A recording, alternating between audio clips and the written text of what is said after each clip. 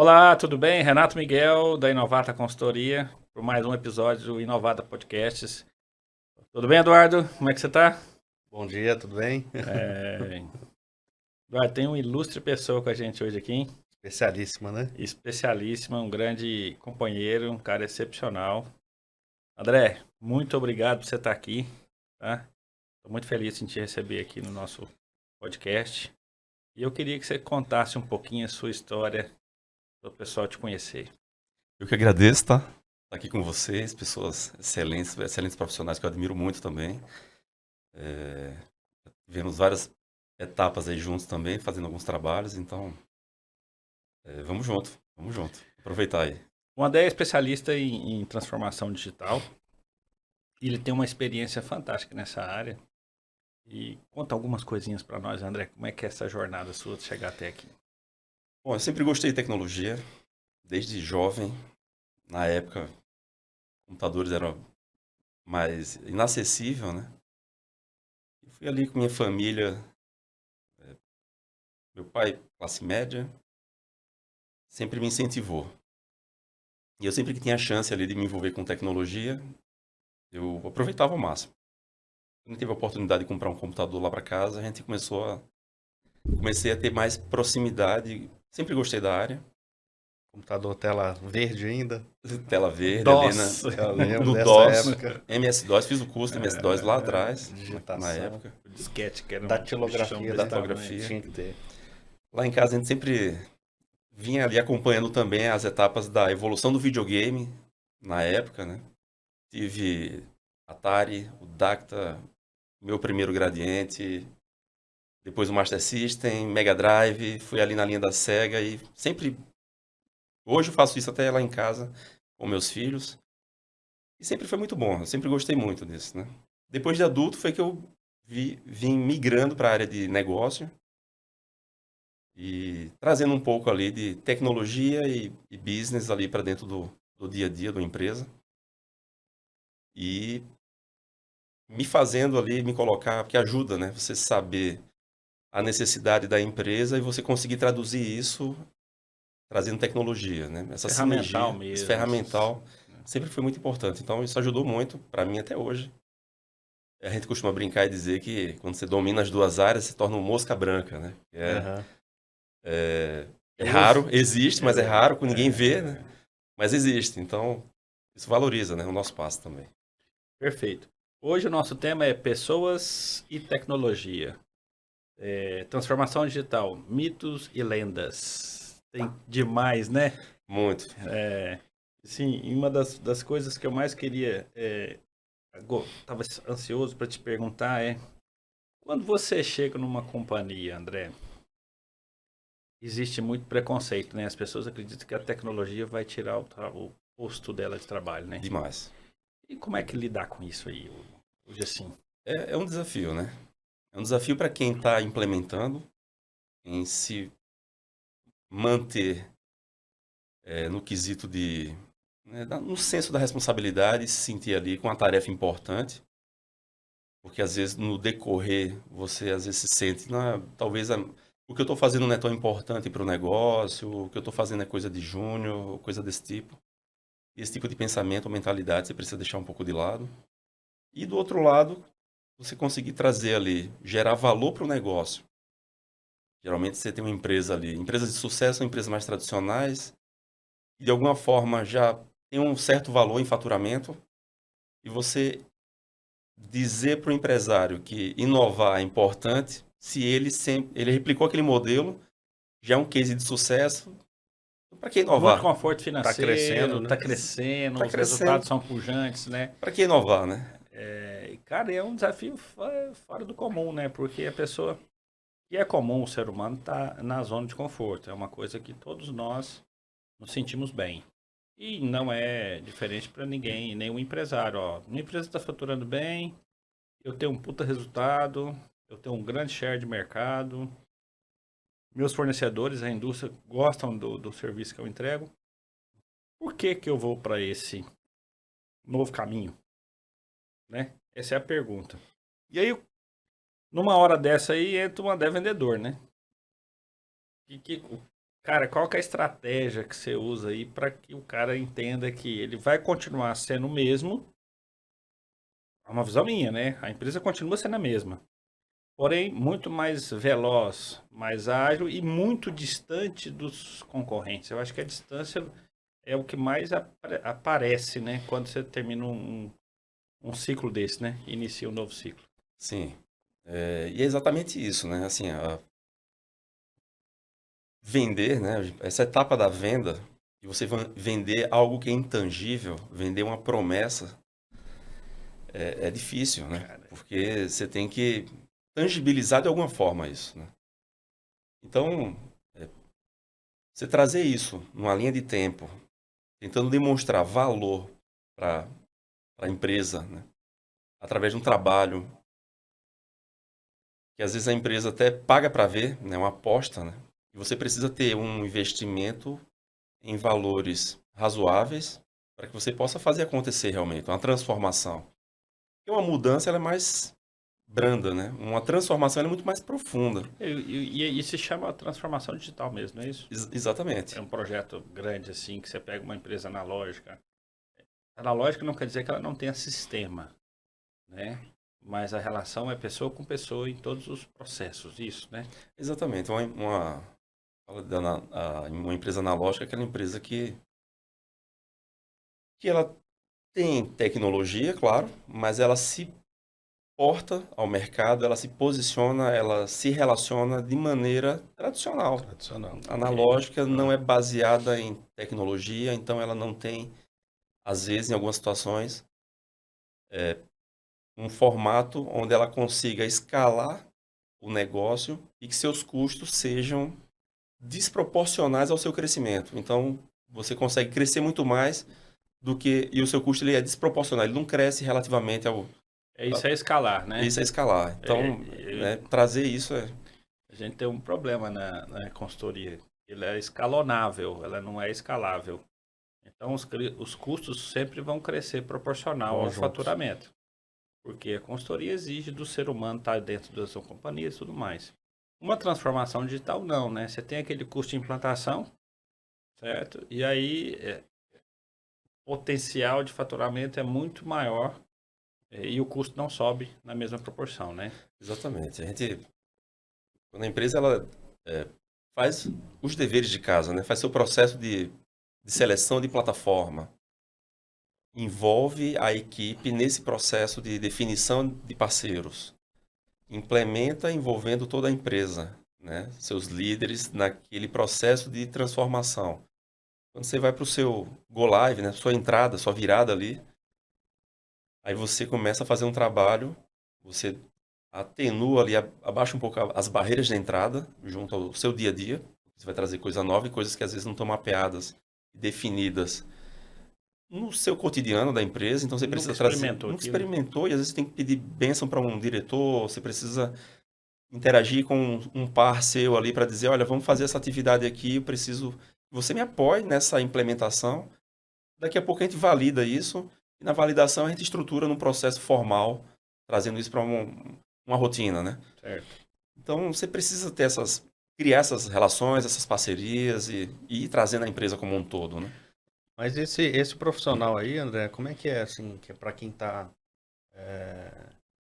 promovendo essas transformações digitais, como é que se encontra um profissional pronto? E se a gente for pensar aqui, um profissional que acabou de formar hoje, mesmo que seja na área e tudo, ele começou a faculdade, o que 4, 5 anos atrás. Então, 4, 5 anos atrás não tinha as ferramentas que você já tem hoje. E ele está indo para o mercado também não tem a bagagem de experiência de negócios, né?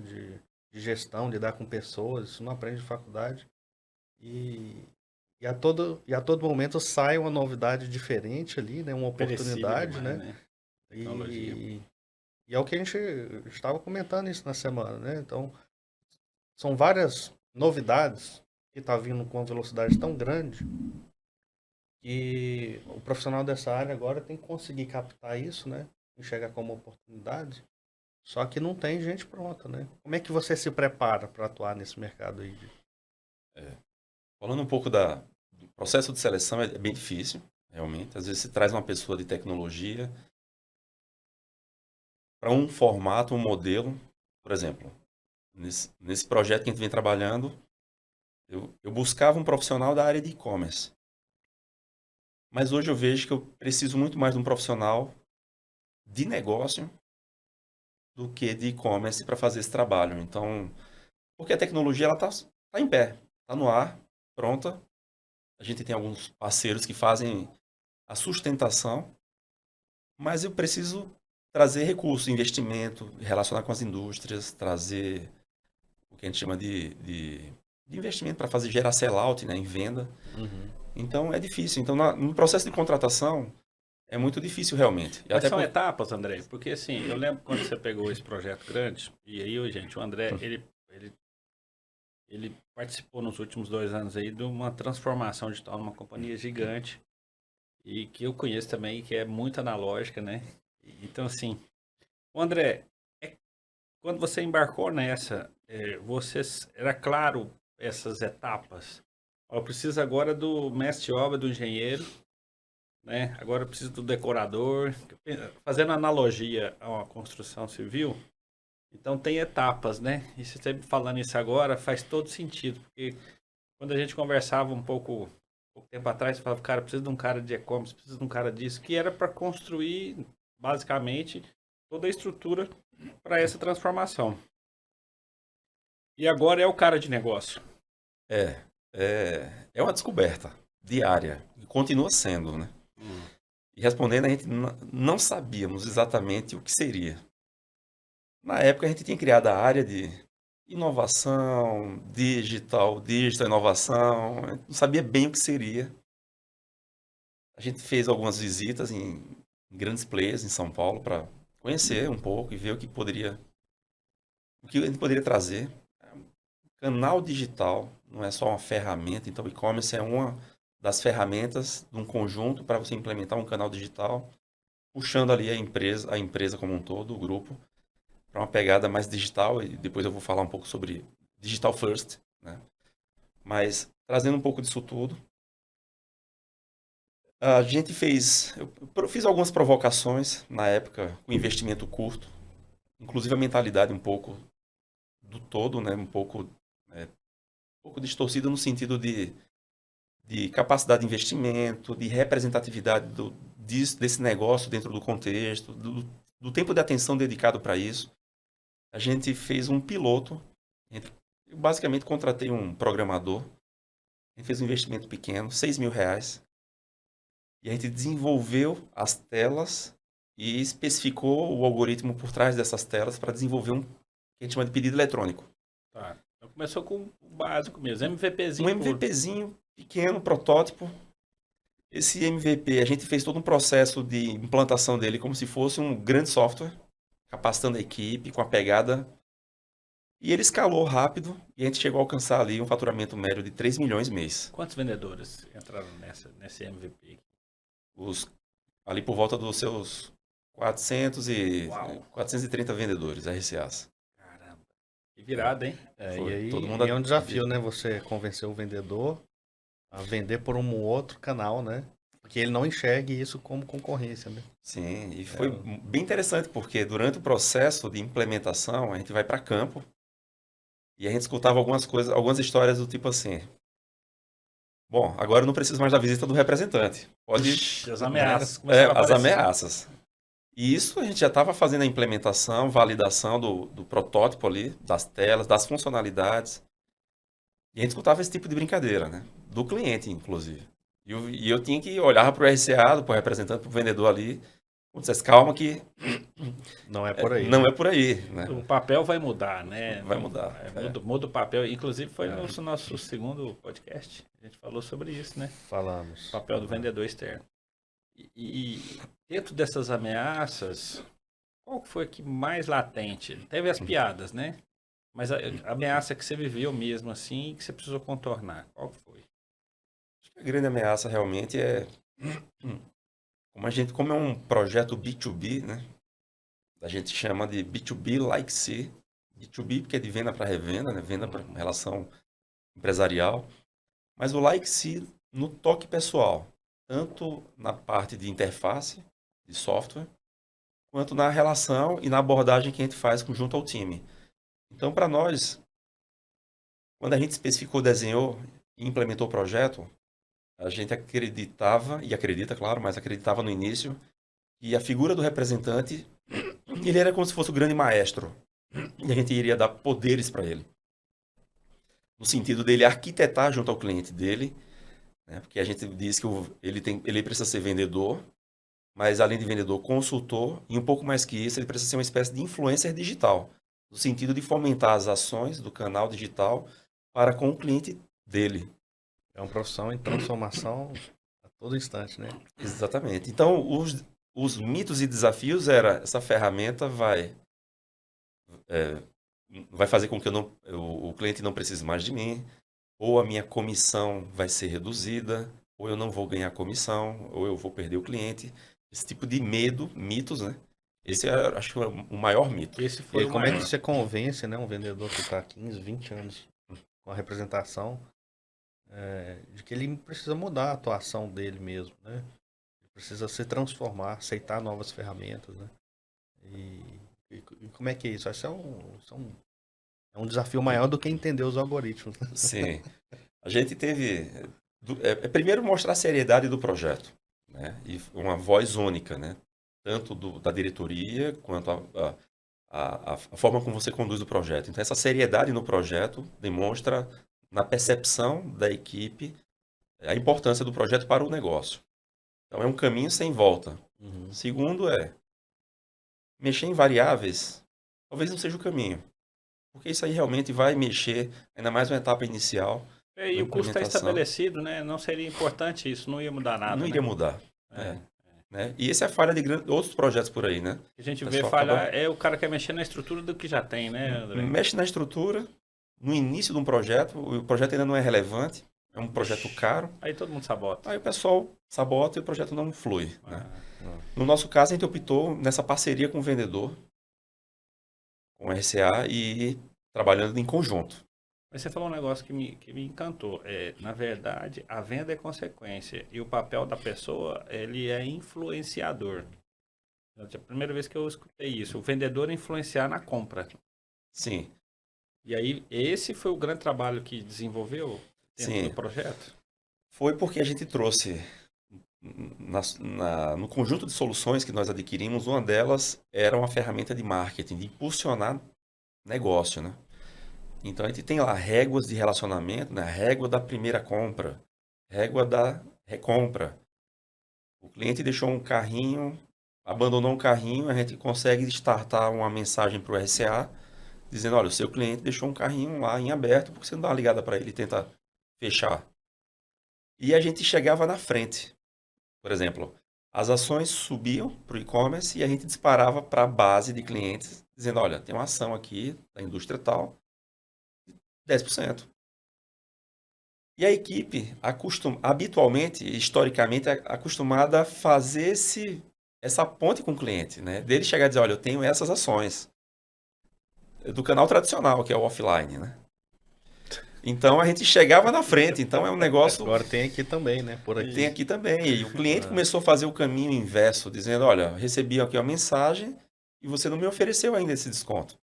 Então Né? é um Então, aprendizado dos dois lados. né? você como consultor, meu consultor, o cliente, no ponto de vista do cliente, meu consultor, você deveria ser a pessoa que vai trazer as melhores oportunidades para mim. Né? Então esse aí é um ponto interessante, né? Eu acho que um insight importante para as empresas tradicionais que ainda não estão se movimentando, né, nesse sentido de transformação digital, de que quem está mudando, quem está puxando a fila é o cliente, né? Então, se ele não vai com você no digital, ele vai encontrar alguém que esteja, porque é outra geração, né? Os filhos estão subindo a, a gestão das empresas, dos pais, e aí eles já são mais digitais, eles vão querer um negócio mais automatizado, né? Isso. Então é uma tendência que não tem volta, né? Não vai partir da empresa, tá partindo do mercado, né?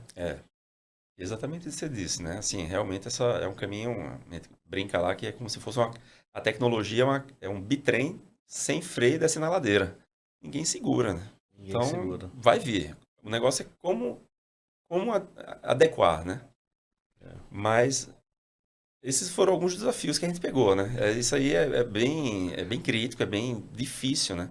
E eu acho que a dica principal para quem está fazendo um projeto de transformação, é insistir e persistir e acreditar no seu feeling. Para aqueles que são mais estudiosos e veem grandes companhias americanas e chinesas ali fazendo seus projetos, você trazer um pouco disso e entender, dizer, olha, eu preciso insistir nesse formato Aham. e não se deixar por pressão do negócio deixar de executar algo que deveria ser feito, Uhum. né? Porque é natural, a inércia vai ser dizer assim, não é por Não vai aí, dar certo. não vai dar certo. É. E aí você falou um negócio importante, não mexer nas bases estruturais.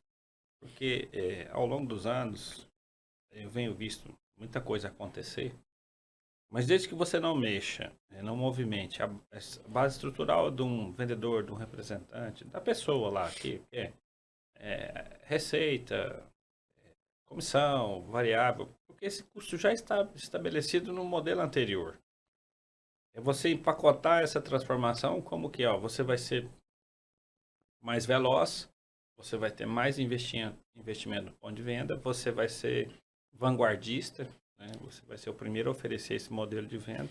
A abordagem seria essa, né? Não mexer na estrutura e sim investir nesse ferramental que vai dar mais velocidade para Sim, porque os ganhos são outros ganhos, né? Eu poderia citar aqui, por exemplo, quando você implementa um canal digital, trazendo ali ferramentas de e-commerce, ferramentas de marketing, ferramentas de integração, você traz um pouco de analytics e dados, né, para dentro desse conjunto, e você começa a ver uma venda no modelo tradicional, basicamente 80% de um volume de vendas, de um faturamento da empresa, ele é proveniente apenas de 20% dos produtos, curva A, de alto giro.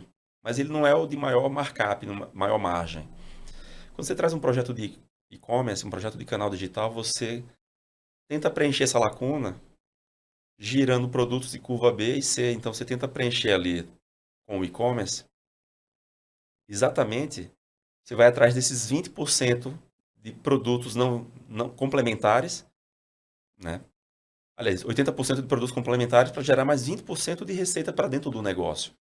com mais Com rentabilidade. Com mais rentabilidade, porque a gente começa a trazer ali para dentro da mesma cesta, o mesmo pedido, um produto curva B, um produto curva C, um produto linha premium, linha vegana, elétricos, infantil, linha masculina. Você começa a trabalhar melhor as categorias. E o cliente às vezes não vê isso na ponta porque o RCA ele tem diversos objetivos de meta para bater, ele não consegue ofertar tudo aquilo para o cliente E o digital no já. digital. E o digital ele faz esse trabalho. Então você consegue, mesmo para o B2B, né? Empresa para empresa, você consegue fazer recomendações como se fosse Sim. um B2C. A gente faz muito cross-sell e upsell, né? Assim como acontece no Sim. McDonald's ali, né? Senhor, a batata grande por mais 50 centavos desejaria? Ou um upsell, né? Trazer ali um sundae Junto com junto o combo, com o tal. combo, né? Então a gente Aham. tenta fazer isso aí, sendo que a gente faz isso de uma forma mais inteligente, né? Porque a gente identifica qual é o perfil do cliente. Então ele é uma farmácia de uma periferia. Aham. A gente diz que clientes com o mesmo perfil que ele estão comprando aquilo. E a gente ainda provoca, a gente ainda diz, olha, o seu concorrente está comprando aquilo. Dá uma olhadinha, né? Entendi. André, e aí sim, eu entendi, ficou legal esse negócio aqui. Então o cara tem uma transformação digital, ela começa da parte de ferramental, um e-commerce e tal, e depois chega, o impacto chega nas pessoas. Desde que você mantenha a tua cultura, você não vê grandes riscos. As ameaças são mais mitos realmente que o time vive, né? Vou perder meu trabalho, minha função, na verdade é um deslocamento da atividade da pessoa. Ela continua sendo importante, porém fazendo um outro papel, né? E a cultura, porque uma transformação digital, ela mexe com as bases da cultura, né? Ou não? Como é que é a sua experiência? Você entrou numa companhia que tinha uma cultura de mais de... Você pegar o grupo todo tem 60 anos, não tem? Por aí, por 60 aí. anos. Então tem uma cultura muito enraizada. Como é que foi trazer tecnologia para uma empresa de 60 anos aí? A cultura, como é que foi esse desafio? Conta para nós as barreiras aí, o que você enfrentou e... Excelente pergunta, tá? Tá. E isso acontece até hoje, né? A gente vai vencendo desafios, mas no início você faz um investimento alto em plataforma, porque você conseguiu já fazer uma primeira etapa de derrubar barreiras de entrada, né? Em trazer um projeto intangível para dentro do portfólio de projetos de um grupo. Então houve ali uma carta branca da diretoria, né? Dos acionistas da empresa do tipo, tente. Você, quando recebe essa oportunidade, você precisa rapidamente ali tentar trabalhar ela e escalar ela de alguma forma o mais rápido possível. Então, quando você define ali apresentação de resultados, reuniões semanais com as partes envolvidas, prestação de contas mês a mês de custos e de potencial de venda. Você tá só gastando por enquanto, né? Por enquanto é uma aposta, né? É. E o negócio ali vai, né, você começa a prestar contas, vai trazendo ali, criando um movimento e uma mensagem para a empresa que o negócio está acontecendo, né? Aí tem os caprichos. Por exemplo, quando para gerar negócio, a gente precisa trazer recurso de investimento em verba das indústrias para aplicar dentro do negócio, no canal digital. E nas nossas apurações e fechamento de mês, a gente apura de forma rápida, a gente manda aquela prestação de contas dos investimentos, com detalhe, total transparência de quem comprou, quando comprou, produto vendido, a categoria O ROI vendida, sai todinho lá, toda ali. detalhado. Mas a gente também trazia ali uma mensagem, onde o título seria Caro fornecedor, parceiro. Para dizer algo, uma mensagem, como se fosse o livro As Cartas de Bezos, né? Que tinha uma mensagem para o cliente, para o fornecedor, dizendo assim, nesse mês atingimos o resultado de tanto, a participação da sua indústria dentro do nosso negócio foi de tanto. Nós temos esses projetos para serem implementados dentro do canal digital. Estamos trazendo importação de pedido, estamos fazendo um trabalho relacionado a live commerce. Vamos trazer isso aqui também. Então é como se fosse uma prestação para todos os stakeholders, não só internos, mas externos também, né? Então você começa a fazer um movimento e você começa a gerar aquele tipo de percepção, inclusive da indústria que influencia dentro do negócio, positiva. Então é algo maior do que as paredes da empresa, né? E isso a gente escutava diversas mensagens do tipo, olha, nunca vi uma empresa fazendo desse formato, né? Parabéns pelo formato de prestação de contas, né? Então isso soa muito bem internamente. Então você vai aliviando, vai diminuindo as barreiras, né? E vai tendo ali mais recurso, aprovação de investimento para você fazer novas rodadas de implementação, né? É cíclico, né? Você vai trazendo isso, vai atenuando, vai baixando barreiras e vai trazendo toda a diretoria e a empresa, né? Todo o board ali, né? O vento começa a soprar a favor. Às vezes tem recaídas, tem umas recaídas, às vezes é um comportamento, mas você vai rapidamente ali, não, ok, perfeito, e tenta contornar e traz de volta para dentro daquele objetivo. E a parte da estratégia, André, eu imagino assim, que seja bem diferente também, né? Se vamos pegar a estratégia de vendas do formato tradicional ali, vamos colocar os indicadores mais comuns, venda, né? Margem, positivação, mix, área de atuação. Então, montar uma estratégia desse formato analógico já é fácil de entender, né? Agora não, você tem um painel ali, como você está entrando num avião que tem aquele monte de painel cheio de botão para todo lado, assim, que agora você tem a estratégia para você aprender a operar aquilo ali. Você tem tanta informação na mão, né? Você tem um Big Data na mão ali para tomar onde que eu vou acertar aqui. Eu quero acertar a drogaria de bairro, agora eu quero acertar um supermercado, né, que está no área nobre, agora eu quero acertar o cara do pet. Então é muito mais preciso e a estratégia também tem que ser muito mais bem elaborada, né? E a gente vê muito assim, por exemplo, o recurso que a indústria disponibiliza para fazer ações, ele vem muito para o canal tradicional, que é o offline, a gente chama offline e online, né? O offline ali é um dinheiro para fazer um trabalho de geração de venda para, a gente chama de top contas, ou são as Os clientes os de clientes maiores principais. volumes. Isso. E esse Que é investimento ponderada. normalmente vira preço, né? É No canal offline você tá mais vulnerável a preço, né? Exatamente. A gente fala muito que se o vendedor, a gente tem que trazer um canal digital complementar ao negócio. Então, se o vendedor trabalha, ele é especialista em abastecimento de loja, nós focamos na reposição da gôndola, Aham. né? Na complementariedade. Se a indústria quer trazer e puxar volume, É outra a estratégia. gente vai com a estratégia da numérica, né? De alcance, trabalhar produtos de menor giro. A complementaridade do negócio, de fato. Né? Porque existe muita oportunidade aí. Né? Então, são ações complementares, né? E uma coisa interessante que vale a pena citar é porque a gente também, um trabalho mais amplo, e quando a gente tem um grupo forte dentro de uma região, de um território, a indústria ela se movimenta para criar esses times de digital também dentro da indústria. Uhum. Né?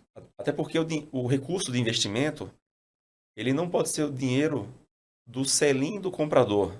Porque aquilo ali já faz parte do negócio. Você faz um projeto novo, você precisa de um investimento novo também. É um recurso exclusivo para o Para o digital. digital. Então você precisa, Tem que acessar esse dinheiro, tem né? que acessar esse dinheiro. Então a transformação não é só interna. Você tem o fornecedor também que tem que entender e se transformar em Em conjunto. conjunto, a cadeia inteira. E o cliente também na ponta, né?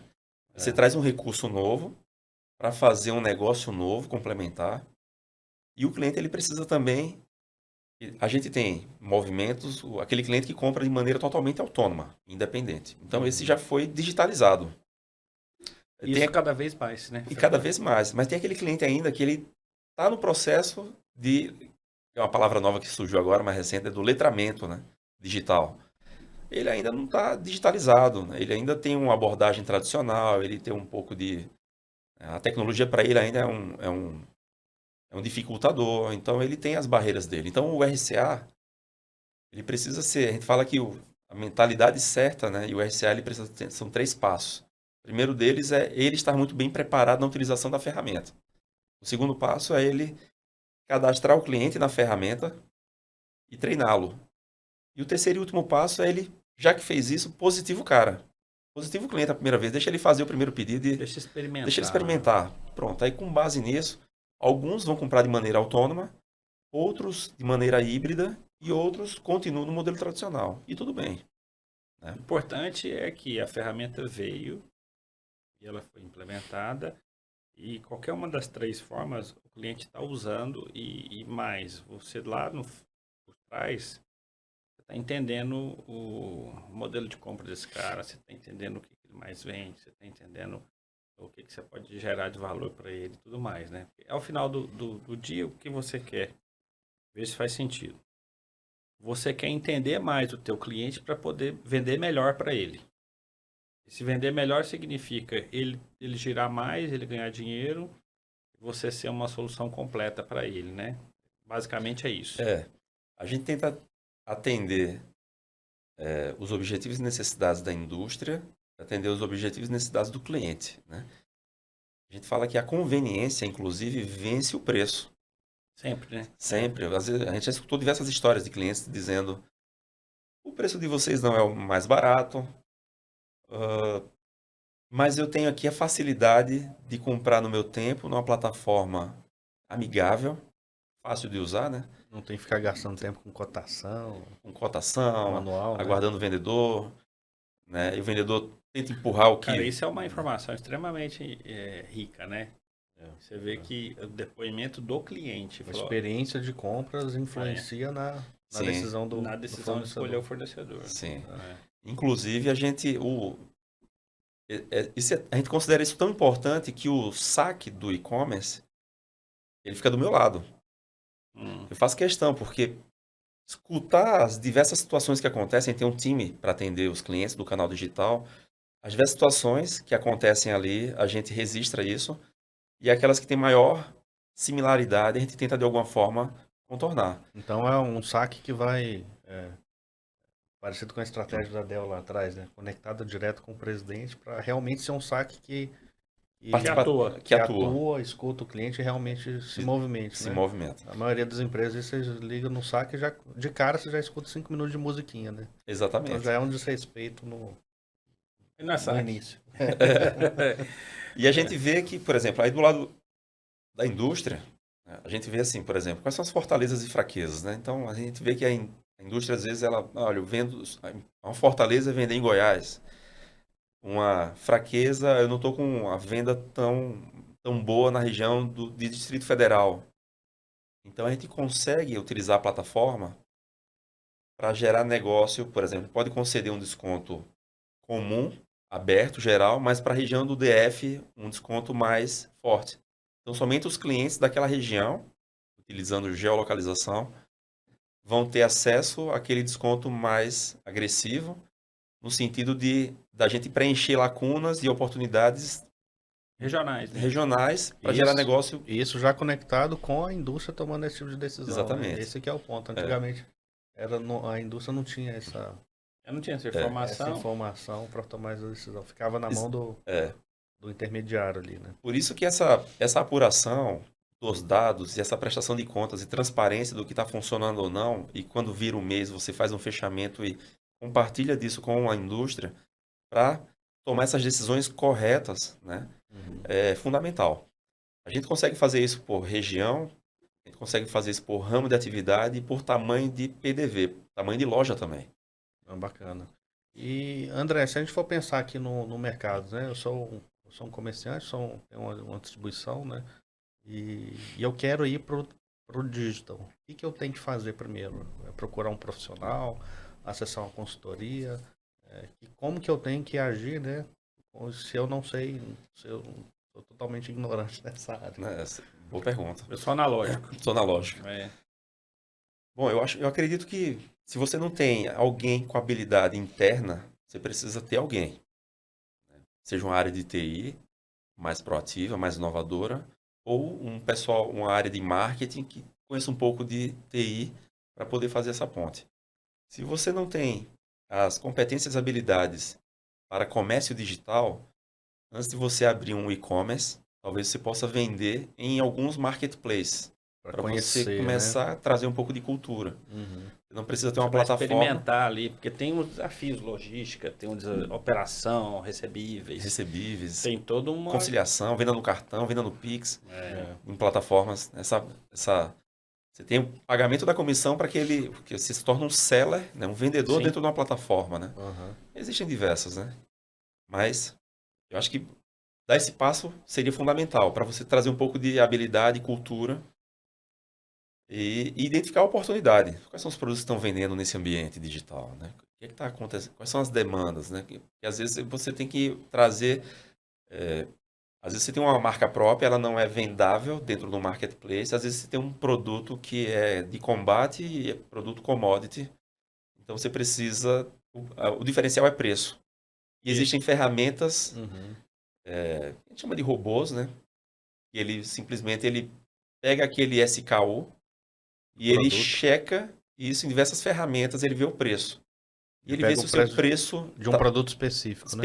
Ele roda em diversos marketplaces e diz assim, o seu preço ele não está competitivo nas ferramentas tal e tal, ou você vê ao longo uma linha de tempo, onde você vê assim que determinadas janelas da semana, do mês, respeitando as sazonalidades, você consegue trabalhar um preço maior ou menor. Ele já faz uma pesquisa de mercado para você Já. automatizado. Aí você solta aí você vai vender. Porque você soltou esse produto no marketplace. Ficou competitivo. E você sabe ali que você pode trabalhar um preço maior ou menor e ter um lucro dentro de um certo período de tempo, né? Bacana. E pensando um pouquinho na operação, André, assim, eu tenho uma operação tradicional, de novo. Eu estou acostumado ali a vender B2B, então mais caixas, né? Mais caixas fechadas. E eu estou indo pro digital. O que muda na minha operação? Assim, o perfil do pedido muda? A frequência que muda? Como é que é isso aí? Para eu também não ir para um formato na venda e eu começar a vender, mudar demais e não consigo, né? A operação não consegue entregar. Eu acho que o diferencial seria você ter flexibilidade para atender no B2B você tem que pensar na logística, né? Então, às vezes, sugerir uma caixa com 12 para um pedido, você pode oferecer um desconto se você levar a caixa fechada, ao invés de você vender na unidade. Esse é um tipo de benefício que você consegue trazer. Ou você pode conseguir também fazer cruzamento de vendas. Olha, eu tenho famílias de produtos de uma cor ou de um tamanho, né? Uma sandália do tamanho 44, talvez não gire tanto quanto a de tamanho 40. E você consegue dizer, olha, se você me levar a grade, eu te dou um desconto. Ou fralda, esse tipo de produto que tem um giro menor pelo tamanho. Então, você tem essa flexibilidade de você vender na unidade ou vender na caixa master.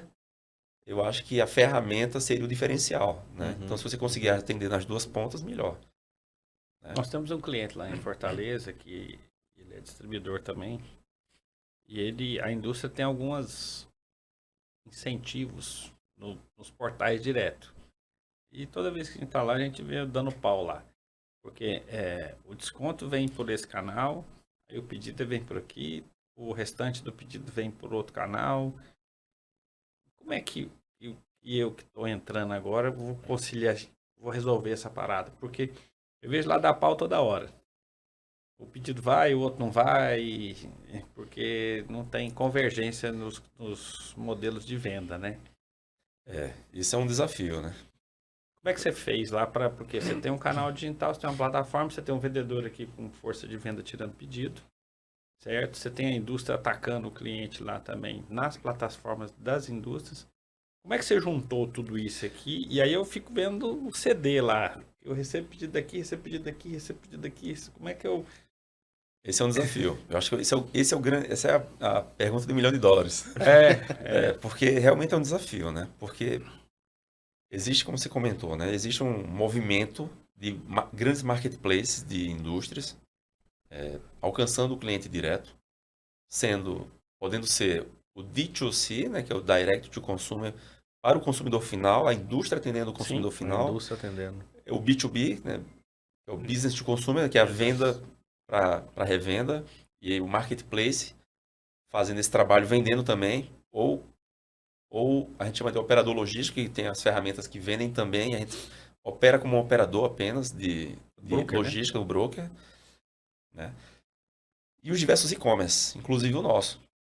Então, de fato, existe um fracionamento do pedido, existem oportunidades diversas de descontos, em cada um oferecendo uma plataforma, e o desafio para a logística, ele recebe aquele pedido 1, 2 e 3 do mesmo cliente. Então, antigamente eu recebia desse cliente o pedido do vendedor só, né? Só do RCA.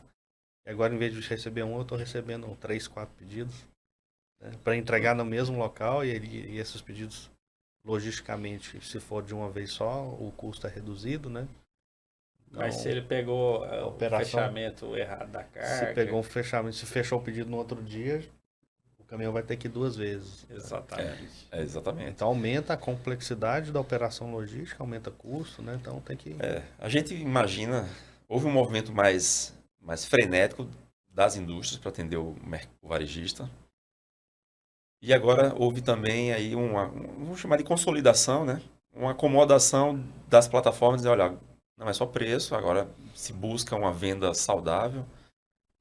Então, o frete está sendo cobrado, alguns descontos. É porque o cara gastar dinheiro do marketing é fácil demais, né? Exatamente. Ele tem que dar resultado, meu irmão.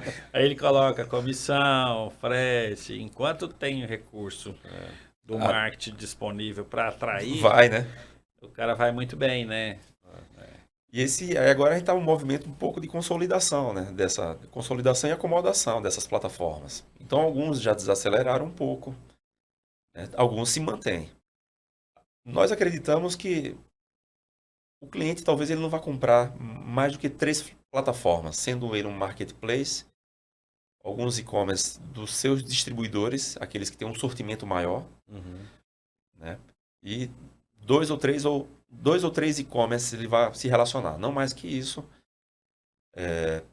Mas mesmo assim não deixa de ter, são 3 plataformas de comércio digital, mais o atendimento presencial do vendedor, que é mais um canal, mais o televendas, que é um terceiro canal, né?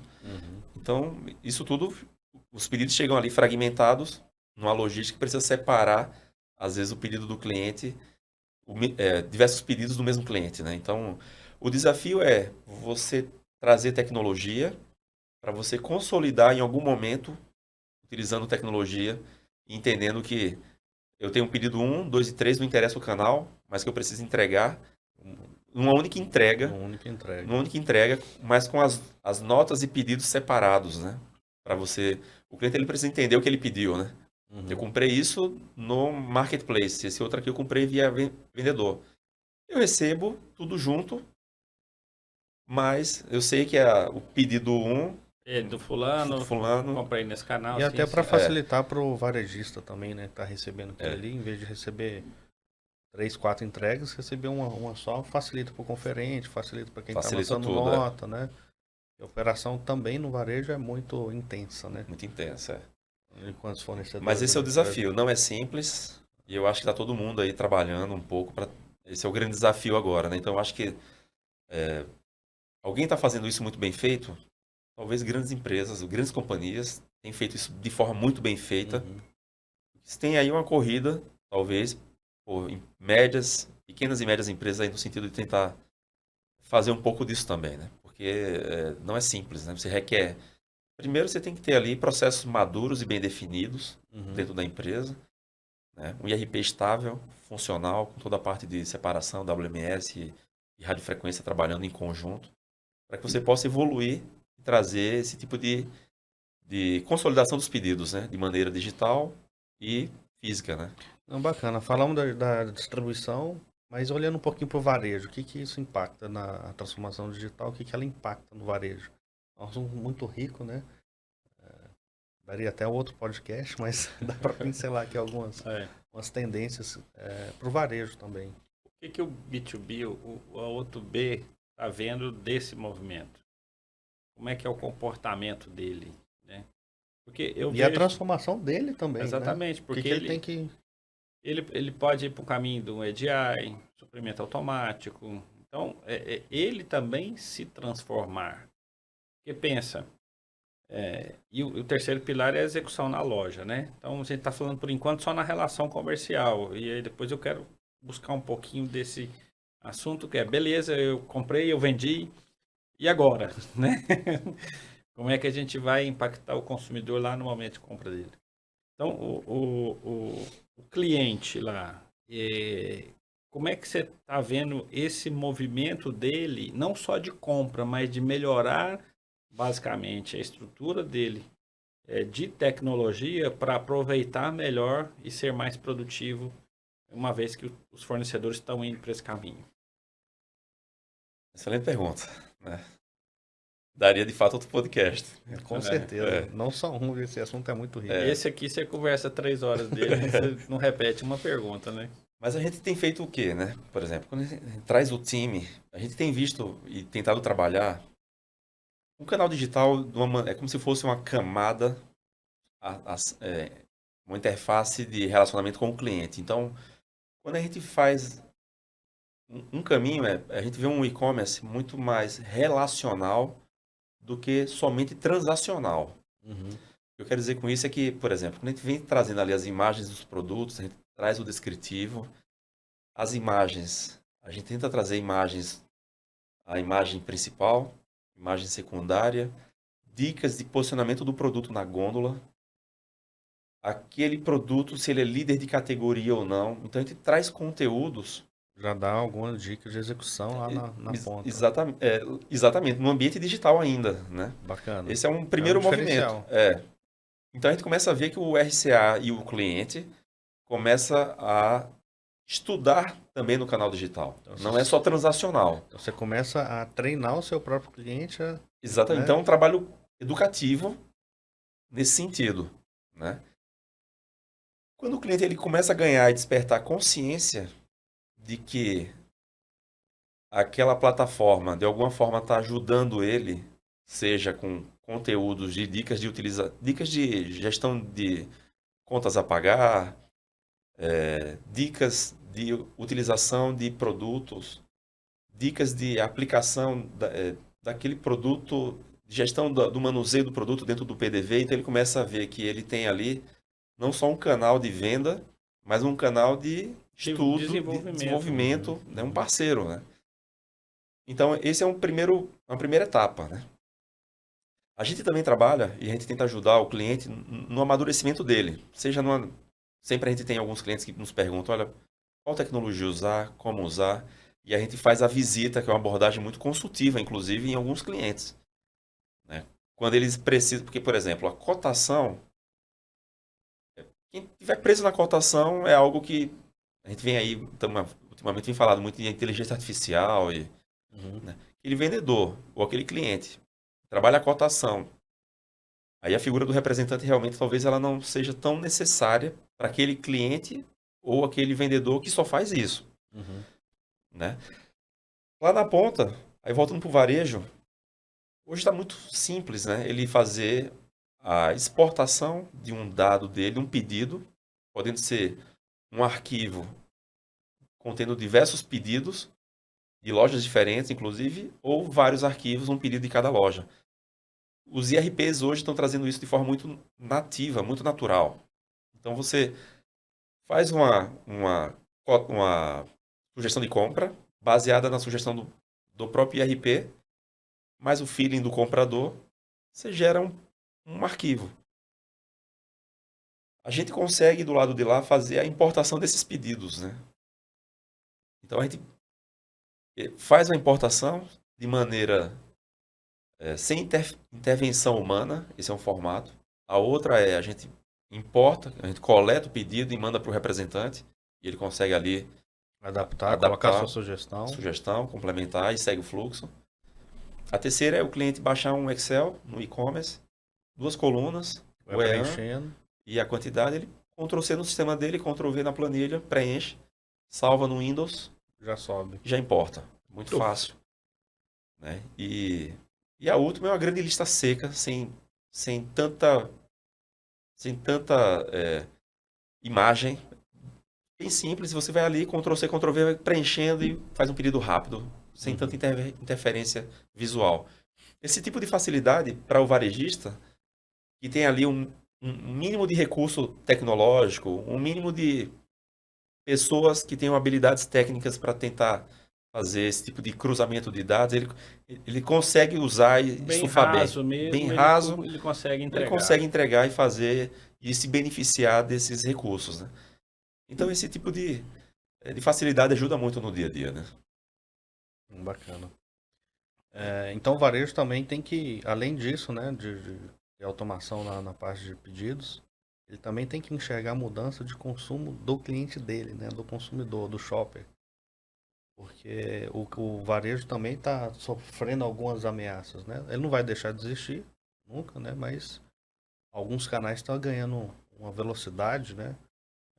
Está conquistando o consumidor de uma velocidade muito grande. Hoje eletrônico, assim, acho que a grande revolução do canal de varejo foi o eletrodoméstico, né, cara? Foi um dos primeiros, né? Mais linha fácil. Marrom, linha branca. Eu sou mais velhinho um pouquinho, então falava disso, né? Mas é verdade. É a transformação das lojas, né? Assim, olhando agora recentemente os últimos 10 anos, eu não me lembro de visitar uma loja de eletrodoméstico. Eu comprei tudo pela internet. Tudo pela internet. Isso já está descendo para o produto de consumo também. Você vê, perfume, isso já é assim, roupa, a pandemia acelerou muito isso, né? Mas você vê as roupas, essas coisas tudo fazendo isso assim. E hoje está muito.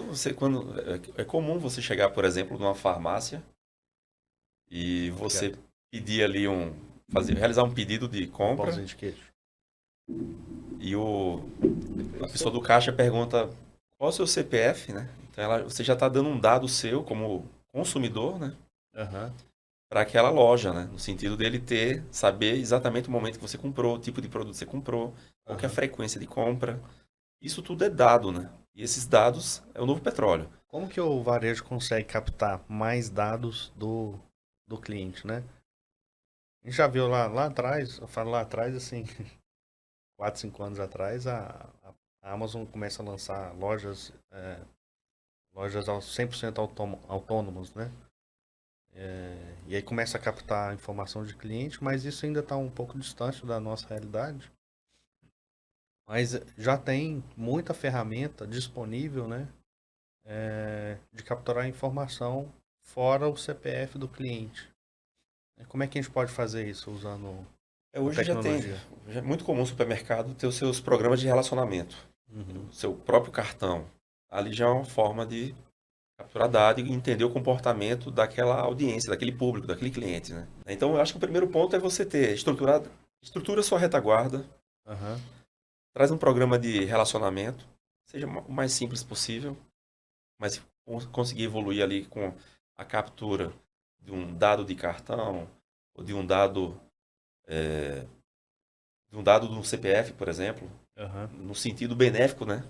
Da utilização desse dado, não para spam, para fazer algo maléfico, mas no sentido de você poder ofertar, uma vez que você tem aquele dado, você conhece melhor o seu cliente, você possa... O que você está falando é muito importante, André. A gente está participando de uma implantação, a Novata tem BI, né? E nessa implantação de BI nos nossos clientes, com a experiência que a gente tem de varejo, distribuição, a gente foi levantando algumas informações não estão tão atreladas ao CPF. Mas eu me lembro essa semana fazendo treinamento lá com o Gabriel e nós fomos abrir o cupons. Essa loja lá recebe lá 8.000 cupons num dia. Desses 8.000 cupons, apenas 500 cupons compraram na padaria. As pessoas não se identificaram, mas eu já tenho um dado riquíssimo ali, né? Passou aqui 8.000 pessoas, 8.000 cupons, um pouco mais de 8.000 pessoas, né? As pessoas vão comprar, às vezes vai mãe, filho e tal. Mas apenas 500 compraram ali na padaria. Trazendo para esse mundo seu aí, hoje, essa transformação digital que você implementou nessa empresa gigante, como é que você trata isso para montar a estratégia? Porque eu acho que você deve ter muito dado hoje lá. O analítico seu deve ser gigante. E você tem uma estrutura de pessoas pensando nisso? Ou isso vem junto com a estratégia da indústria? Deixa eu entender esse mundo e desse mundo, o que a gente pode levar para o cara do varejo aqui, ó. Isso aqui, você não tem a Ferrari, Melhores práticas, né? né? Você não tem a Ferrari, mas se você, igual esse exemplo que eu dei aqui, ó. Cara, eu não tenho a Ferrari, mas eu sei que passou 8.000 pessoas, dessas 8.000, 500.000 compraram na padaria. Então, a padaria deixou uma grande margem. O que eu faço para vender mais padaria para essas 8.000 que já estão aqui? Exatamente, excelente pergunta também, tá? Esse é um grande desafio, realmente. Nós somos dentro da cadeia de abastecimento, nós somos o intermediário, né? A gente vê um movimento muito forte das indústrias no sentido de entender os consumidores, né? Então, eles fabricam produtos Uhum.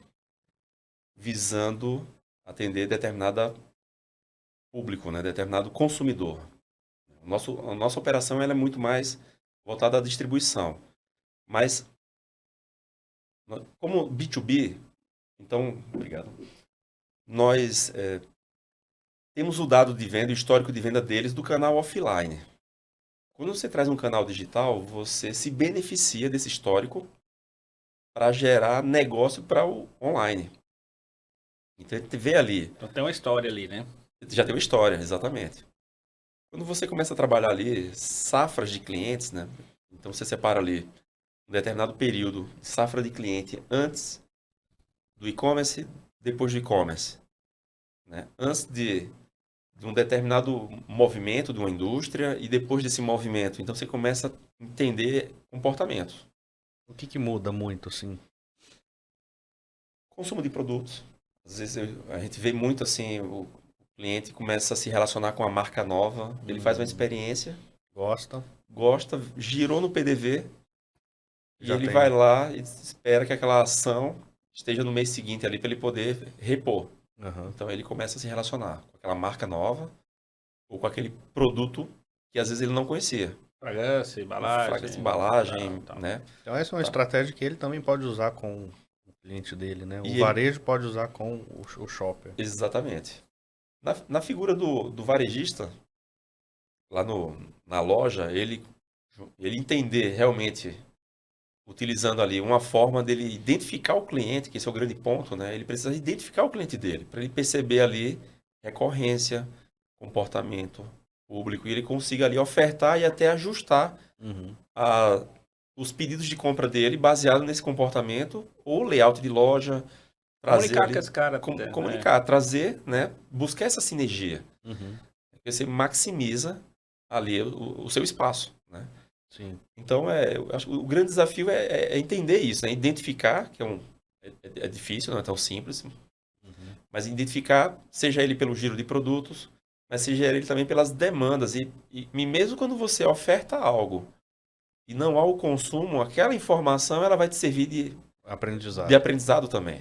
Né? Então não é só ter o dado, né? Então você tem que saber trabalhar o dado, você tem que ter profissional capacitado que saiba extrair informações para realmente tomar decisão que Sim. gere resultado, né? Não Eu é acho que esse simples, é o né? maior Fácil. desafio, né? Porque, pelo que eu entendi, a parte de engenharia e sistêmica, ela é disponível. E vai depender do orçamento. Você comprar o A, o B ou C. Mas ela é disponível, certo? Sim. E o desafio na transformação digital é agora tratar um profissional, ou os profissionais que estão lidando com essas ferramentas, para que ele passe a ter mais, o nível de assertividade aumenta. Mas aí é o terceiro ponto que eu falei agora há pouco. Então, e a execução? Porque você tem a execução, que é o uso da ferramenta para transformar o dado em resultado, venda, margem, cobertura, e aí o resultado que está previsto naquela operação, né? E o resultado transcender o indivíduo e a companhia e chegar no ponto de venda. Como é que está lidando com isso aí hoje, né? Você tem uma escolinha, porque não tem gente pronta, né, André? Eu acho que você está Não. sofrendo como sofre todo mundo. negócio que a gente tem visto, né, Eduardo? As pessoas são mais difíceis, né? Para profissões assim que exigem uma técnica, uma especialização, vamos falar assim. Ainda mais nessa área que a especialização, todo ano ela se reinventa, né? Cara, muda a curva de produto, muda perfil, né? Então, realmente um desafio, né? A gente vê muitas empresas são diversos os estágios, né? De níveis de maturidade. Uhum.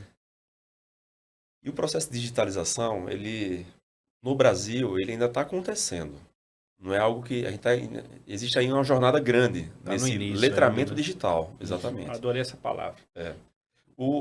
A gente vê, por exemplo, a 5G chegou, Uhum. mas ela ainda é disponibilizada apenas nos grandes centros. Em cidades menores você não vê uma infraestrutura que suporte né?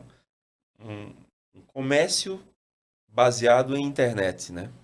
Então, você vê a lentidão, existe esse tipo de barreira em infraestrutura.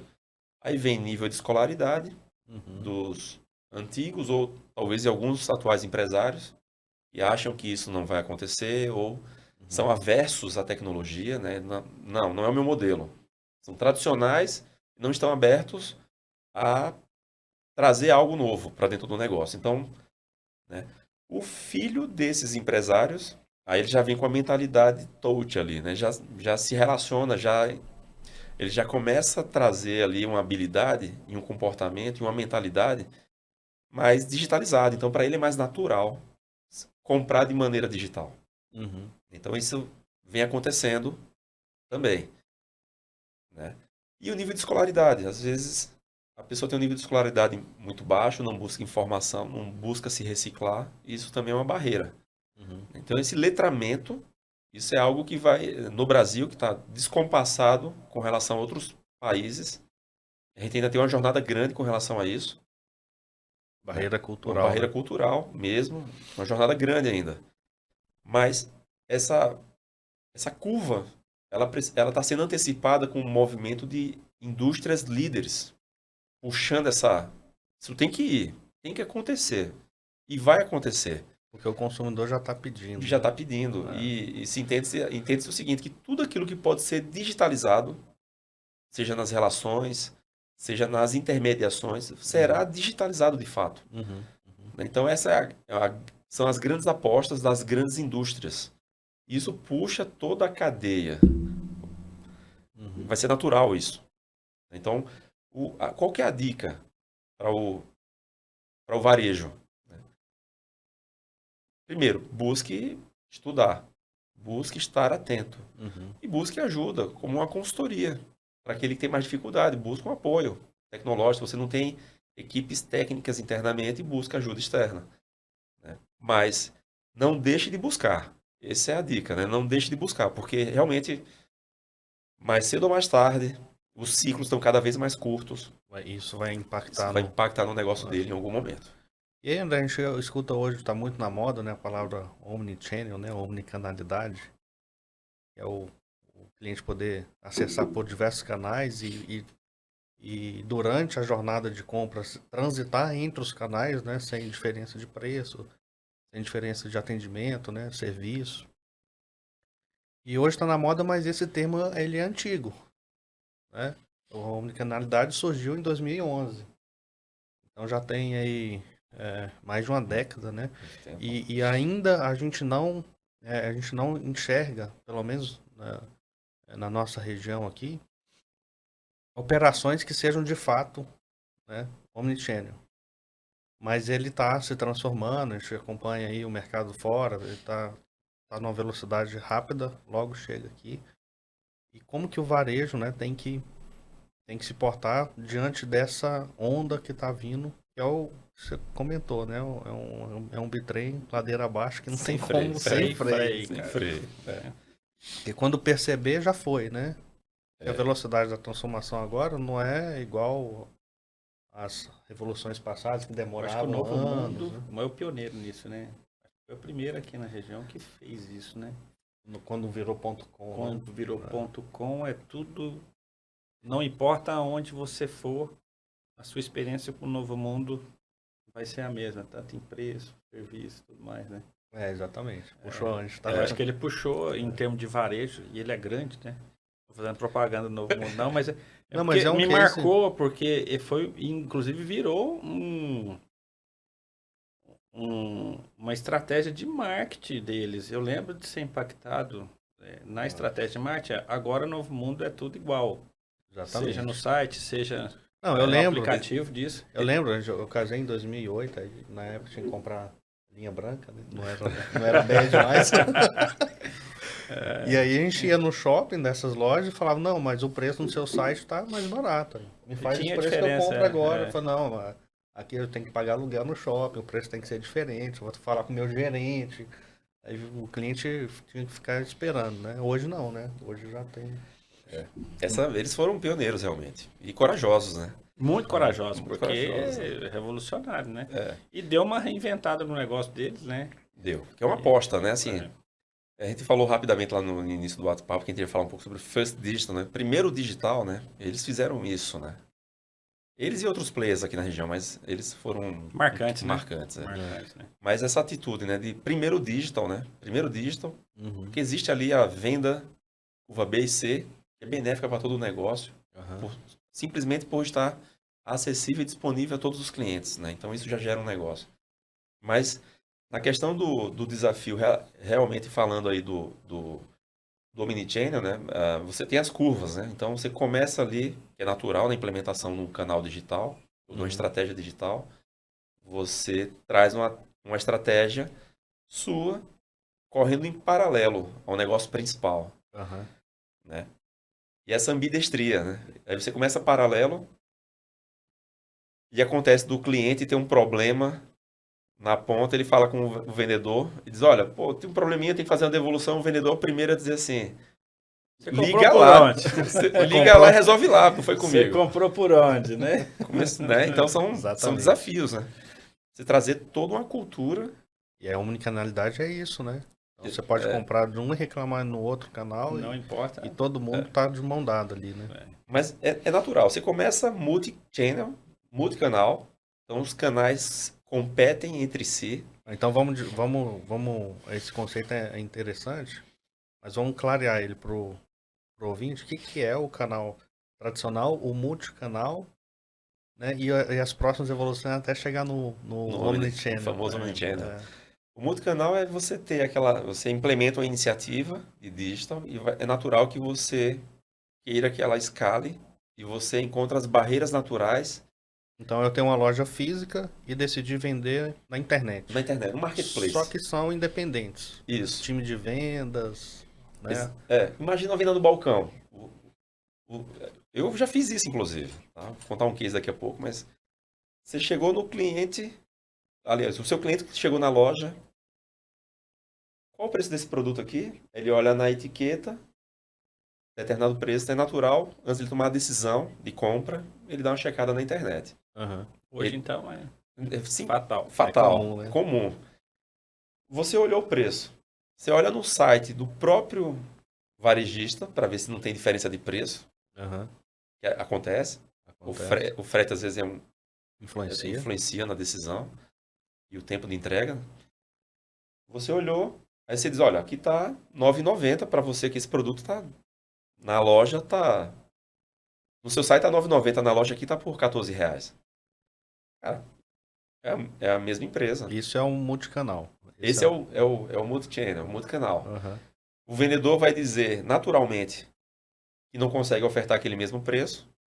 E você, às vezes, é necessário ali insistir para que ele escale o tema interno, fale com o gerente e tal, e consiga aquele preço ali. Mas os canais competem entre si. E gera um estresse no cliente final, né? Ou seja, Exatamente.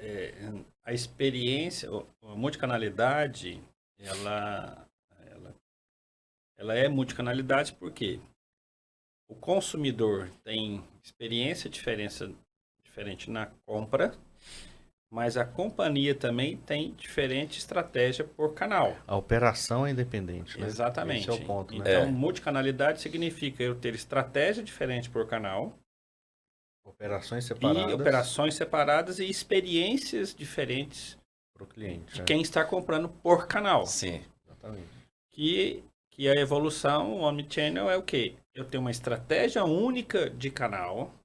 A estratégia é da companhia, não importa qual canal o cliente vai acessar. Seria isso? Sim. Mas tem um intermediário aí, né? Entre o multicanal e o Omni, né? Exatamente. Que aí a gente tem um segundo nível, né? Que é o cross-channel. Uhum. Ok. Então, o multicanal, os canais competem, como o Renato comentou, né? Eu sou televenda, você vende externo, você é Vamos competir pelo Eu cliente. vou usar o flex aqui. Vamos disputar na faca. Inclusive, eu falo mal pro cliente do televendas, porque eu não sou televendas. Exatamente. E ainda tem esse comportamento, né? Deixa eu até fazer um comentário aqui, É. porque assim, eu fiquei 9 anos, quase 10 anos na JC. E lá eu implementei o televendas, né? Foi um desafio, porque a concorrência do vendedor era algo assim... É para furar o olho Não, mesmo. era para acabar com televendas, né? E também eu abri uma distribuidora dentro do JC, que chama V7, que cuidava só de distribuição, que tinha um nível de execução diferente do atacado. E eu lembro, tem um... Concorrência também, né? Tinha um representante que ele chegava lá no... Inclusive, ele hoje ele tem um escritório de representação, ele cresceu no JC, o Éder. O Éder chegava no cliente e falava assim, tudo que o V7 oferecer, eu dou mais para você. Eu cubro. Que era concorrência entre canais. Então, a estratégia era essa mesmo. Cada canal tem a tua vida. Cada canal tem a sua estratégia, né? E eles se matam mesmo, cara. Isso é legal, porque tem um aprendizado em cima disso. Tem aprendizado, mas às vezes para o cliente não é a melhor experiência que ele pode ter, né? Você tem churn de cliente, porque o cara desiste de comprar de você, porque ele sabe que é a mesma empresa, sabe que a nota vem igual e sabe que o caminhão é o mesmo. E como é multicanal, você tem que atender os diferentes canais, né? Porque pode ter oportunidade diferente. Então, eu vou ter que gastar mais tempo do meu. Eu vou ter que deixar de olhar a minha loja para ter que atender mais representantes de uma mesma empresa que poderia estar convergente em uma... E o negócio perde como um todo, né? Perde, porque um canal canibaliza o outro, né? exato. Você perde em GMV. Você não toma do mercado. Exatamente. A minha experiência diz que a gente teve dificuldade de tomar do mercado porque foi uma experiência ruim interna, entendeu? E acabou afetando o cliente no final, né? Entendeu? Mas e aí, segue aí, qual que é a evolução? Aí o próximo passo, você venceu essa primeira barreira de entrada, foi pro cross-channel. Aham. Né? Os canais se cruzam, mas competem ainda. Né? Mas você começa a trocar informação de um canal com outro. Ok. Opa, o cliente comprou aqui, lá no Televendas, Eu vivi isso também. Eu vivi. comprou lá, né? E vendeu o produto lá, deixa eu ver aqui. Então, quando um Televendas decide abordar um cliente após 60 dias, 90 dias, dentro da sua regra, abordar um cliente 60 dias ali sem compra, você está fazendo um pouco de cross-channel, né? Mesclando os canais, né? Então, onde abre uma oportunidade, o outro canal vai lá e Tenta supre. complementar, suprir. Complementa. E aí tem uma experiência que eu vivi, foi interessante. Como eu vivi o primeiro estágio da guerra, né? Falei, cara, eu preciso pacificar os canais. E aí eu reestruturei a parte de remuneração, porque eu entendo que o televendas pode ser mais ágil do que o vendedor. Por algum motivo o vendedor não foi naquele cliente, naquele ciclo. Não é que o vendedor não está fazendo o serviço dele, mas ele está ocupado com outras atividades.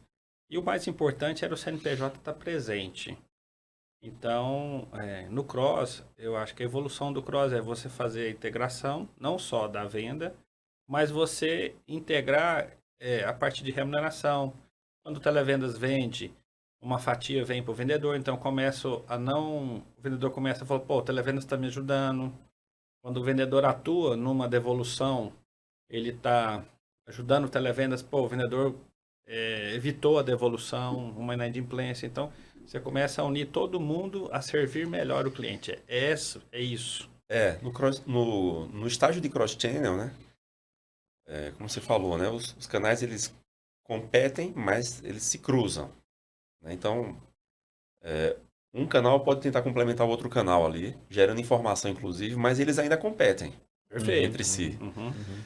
Né? E o último estágio realmente é o omnichannel, né? Que é você colocar o cliente ao centro e todos os canais em torno do cliente. E quando a gente fala de multi-channel, cross-channel e omnichannel, isso vai desde a mentalidade, a abordagem e práticas em todas as áreas. O Exatamente. comprador no omnichannel, ele pode fazer uma ação no canal com a verba dele, ele pode fazer uma ação no... Ele escolhe o canal. Ele não tem restrição. Uhum. O atendimento, não importa o canal, o atendimento, o saque, né? Ele tem uma mentalidade mais de sucesso do cliente. Uhum. E quando você coloca o cliente ao centro, você, não importa o canal, você quer resolver o problema do cliente, né? A experiência Então, tem uma transformação interna na empresa gigante. gigante, porque isso vem lá de cima, Porque Então, você tem uma desde a cultura parte do enraizada. compras, da parte desde a do saque, estratégia, estratégia, né? parte financeira, Tecnologia, tecnologia, logística, logística, operação. tudo. Tem um impacto gigante na logística. Até na comunicação, como você se comunica junto ao mercado. Uhum. Você se posiciona, a empresa se posiciona junto ao mercado, né? Aí vem aquele assunto que a gente estava conversando, da experiência, né? Da comodidade, da conveniência, que é a melhor experiência, vence o preço. Né? Porque você está ofertando ali uma experiência única. Né? O cliente ele vai dizer assim, pô, eu compro na empresa tal, eu tenho um canal compete com o outro, não tem um problema nenhum, o pedido chega separado, chega fracionado, a devolução de uma varia, etc. Atrasa aqui, Atrasa, eu tenho que me relacionar com diversos canais da mesma empresa, e na empresa B é uma voz única. A empresa me passa maturidade na percepção de valor, né, no atendimento e na composição e no trato, no dia a dia das atividades. Então, esse benefício, por essa percepção, isso gera valor. Então, André, você dentro desse projeto, conhecendo a empresa, realmente é uma revolução, né? É uma transformação, não é uma evolução. Você teve que estruturar qual o papel do RH no desenvolvimento dele? Eu estou acostumado há tantos anos fazer assim, né? Agora vem, igual o Eduardo falou aqui, ó, o impacto é no financeiro, na logística, no comercial, compras, né, no fornecedor, no cliente, no vendedor, no televendas, tal. Então, teve que estruturar todos, não só os processos, mas você teve que treinar todo esse time aí. Você teve uma carga horária de treinamento de todo mundo, convencimento aí. Conta um pouco dessa experiência aí, porque Legal, eu a acho que pergunta. essa aí a chave, né? Porque a transformação digital não é só colocar o meu produto no marketplace. né? Não, eu não acho é. que. Aí eu volto lá na pergunta da cultura. Como é que você transforma a cultura? Eu acho que a pergunta é essa. Como é que você transforma? Porque não é deixar de ser o André, não é deixar de ser o Renato, deixar de ser o Eduardo. É transformar o Eduardo, o Renato ou o André num cara melhor. Como é que você transforma a cultura? É um desafio e requer, inclusive, uma mentalidade nova da diretoria, né? Das pessoas que estão direcionando o negócio, né? Mas, inicialmente, quando você tem uma iniciativa isolada dentro de uma área, e isso começa, às vezes, bottom-up, né? De baixo para cima, porque o ideal seria que fosse top-down, de cima para baixo, né? Sim. Mas, às vezes, o top-down é top na aprovação de um projeto e a iniciativa ela é down para cima, realmente. Se vire nos 30. Né? Eu patrocinei esse primeiro projeto, essa iniciativa, você se vire e faça acontecer. E eu vou ficar aqui observando. E o negócio começa a escalar, começa a ganhar, virar case. Por exemplo, nós já somos o maior e-commerce B2B do DEC Brasil. E nós já somos entre os 3 maiores e-commerce B2B dos segmentos que nós atuamos, 1P, que é venda para revenda, né? Em apenas 19 meses. A operação cresceu rápido e hoje já representa É muito rápido. 20% A do velocidade da negócio. transformação. Exatamente. Então, essa iniciativa ela virou uma espécie de exemplo dentro da companhia, né, da empresa. Então, a empresa e os colegas, os pares, começam a observar aquela iniciativa e eles se sentem ali, digamos assim... Quero estar no meio desse negócio aí. né? Quero fazer igual, né? Aham. Quero fazer parte. Quero fazer parte, quero fazer igual. O board começa a perceber isso e automaticamente diz, olha, vamos tentar replicar modelos similares nas demais áreas. Né? Um case ali refletiu e isso influencia, estimula, incentiva os colegas. Então pelo sucesso, né? Pelo De um- sucesso ser contagiante. Ser contagiante. Ser Liderança contagiante. pelo exemplo. né? Pelo Então, você já exemplo. tem um exemplo de bom. Todo mundo, né, quando a empresa, elas vão patrocinar iniciativas também isoladas no primeiro momento, na primeira etapa da onda ali, isoladas em cada área. Fomentar esse negócio. Criou um alicerce ali. Criou um alicerce. Então, o importante é começar e fazer essa degustação, né? Essa degustação. À medida que for gostando, É.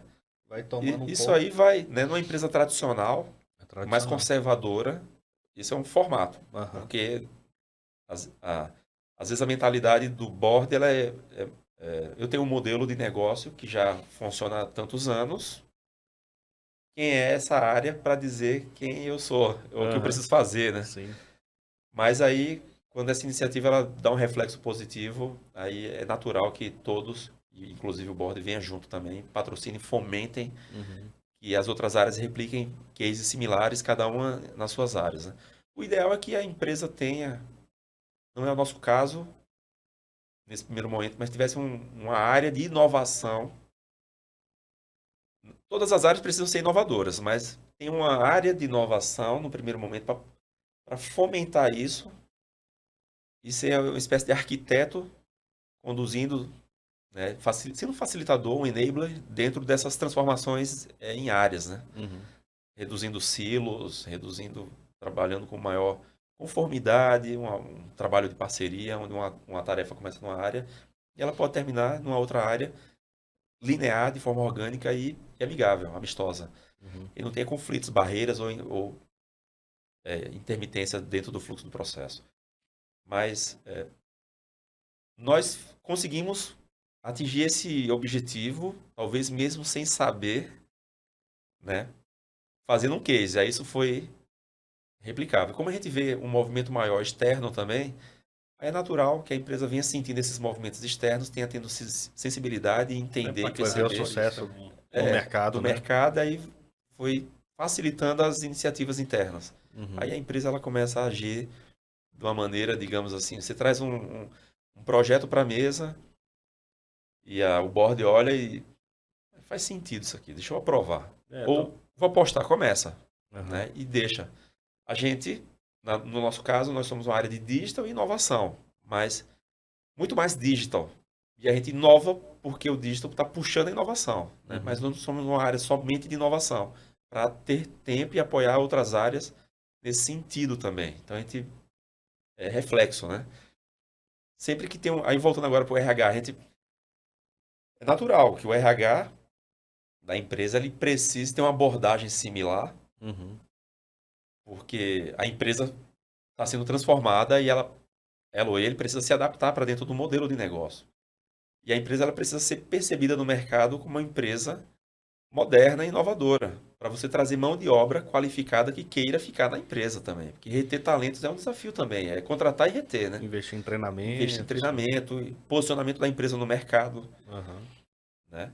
Então, a forma como ela se posiciona no mercado atrai talentos, porque você está trazendo uma iniciativa mais inovadora, você precisa de mão de obra mais sofisticada, e às vezes o funcionário novo ele entra, vê que é Não- aquela empresa que Tá tem engessada ali, né? é uma casca na atração, mas internamente ela é ela tá lá tradicionalíssima, atrás ainda. está lá atrás, a pessoa não fica, então ela não Ela- retém talento. Aqui eu não vou conseguir inovar Não, nada. não vou né? conseguir, não consigo. Foi só um marketing que me atraiu, mas dentro é outra realidade e não fica. Então não pode só transformar nas ferramentas, tem que transformar na cultura, no modo de agir, no Tem. modo de... Realmente no que você faz, né? É o que você fala e o que você faz. Aham. Né? Então, né, o que fala e o que se faz precisa ter realmente ali um Tem que sentido, estar alinhado, tem que ter né? sentido. Senão, realmente não funciona. Ah, eu sou uma empresa inovadora, eu sou um case e na prática não é case nenhum, não está fazendo. Sim. É mais barulho do que resultado. Né? Aí a gente volta ali para algumas empresas que realmente foram disruptivas, né? Em adotar uma abordagem para o mercado omnichannel, first digital, se arriscando, né? É. Tem que ter coragem para fazer isso.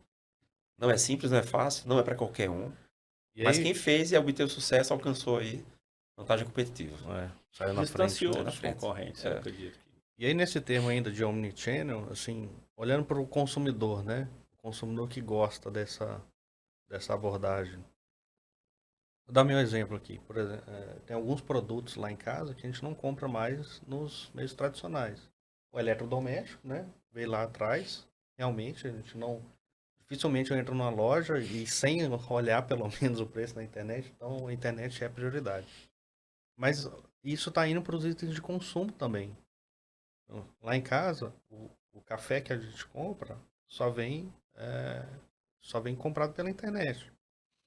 E isso cada vez mais está tomando escala, né? Então o perfil de consumo Tá mudando. está mudando. Sim. E como que isso vai impactar, né? Desde a indústria, o canal intermediário do atacado distribuidor e para o próprio varejo, né? Como é que ele se insere ou se adapta nessa mudança de consumo, né, do consumidor? É desafiador, realmente. O varejista precisa perceber esses movimentos e agir rápido, né? Porque realmente ele não vai ter muito tempo para isso também. Mas ele tem ali a concorrência, ela não é mais territorial, em bairro, né? Não é, O Não concorrente é está aqui na mais, esquina, no mesmo não é bairro, mais. não é mais isso, né? E Até alguns os segmentos. segmento interessante Exatamente, que você comentou. segmentos. Roupa, né? Quem imaginar que o pessoal ia comprar essa roupa aqui, por exemplo, foi comprada na internet. É, Como é que a gente comprava antes, né? Sem poder experimentar, mas... exatamente. E a gente vem de uma escola onde os 4 P's, né? Produto, preço, promoção e propaganda, né? Tradicionalista ali, dizia Kotler. que você escolhe um ponto, seu concorrente, você tem que agir rápido e ele está ali do lado e mudou. O seu concorrente hoje ele é invisível. Uhum. Você tem um marketplace competindo com você, uma mega estrutura tecnológica. Uhum. Ele já sabe o comportamento do seu cliente na sua frente. Uhum.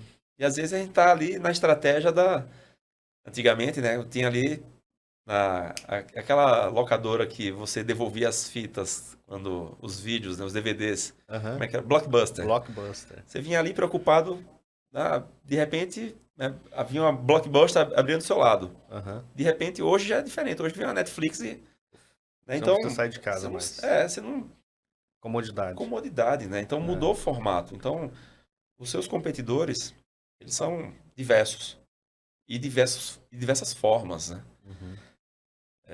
Modelos de negócios mais tradicionais e ambientes mais tradicionais ainda vão ter seu tempo de maturação, né? Vão ser impactados talvez numa curva mais longa, mas em algum momento vão ser impactados. Eu Sim. também acredito É. nisso. A gente vai consumir cada vez mais a mídia. E Exatamente. os dados mesmo já tem tanta riqueza nesses dados, né, que ele sabe o vinho que você gosta, então já tem recorrência de vinho, do próprio café. Então tem vários produtos que a própria sugestão dessas ferramentas é muito mais assertiva do que uma gôndola do supermercado. Você chegar, putz, mas não tem a marca aqui do ketchup, da mostarda que eu gosto, né? Então você sai frustrado de uma loja. Eu estava outro dia fazendo uma pesquisa e estava vendo um dado da McKinsey, eles falando, em 2015, mais ou menos, o consumidor se relacionava através de 5 canais às vendas, na média.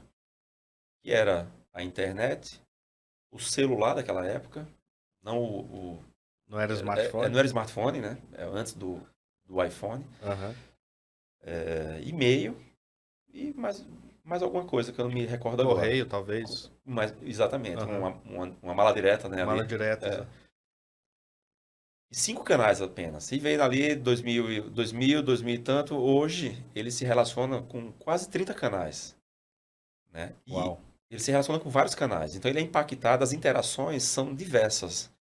E essas interações impactam ele na sua tomada de decisão. Primeiro, do despertar do nível de consciência daquele produto, ou marca, ou loja. Então, ele mudar, ele é impactado de alguma forma, de maneira diversa. Na sua decisão de compra, né? Então, todos os estágios ali, inclusive na recompra. Né? Então, ele é impactado por diversos canais, Uhum. em vários momentos de decisão de relacionamento com a marca, ou produto, ou loja. Né? Isso mudou muito.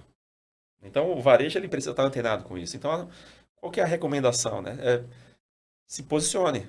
Né? Mantenha-se também com uma estrutura digital. Tem que estar presente. Tem que estar né? presente. Experimente, né? Experimente. Seja atuante e presente nas redes sociais. É o que você falou. Experimenta, deu sucesso, vai ampliando. Vai ampliando e vai né? trazendo e vai... Né? E o que você falou um pouco antes aqui, a relação, esse projeto é B2B, mas você tem 3, 4 tipos de cliente. Tem um cliente que já nasceu e já vai direto para o B2B, que ele se sente confortável ali. Se você não estivesse naquele canal, você não seria uma opção de compra dele. Então, estar presente nos todos os canais, qualquer tipo de negócio, a gente mesmo, o que a gente tá lá, tem né? feito hoje?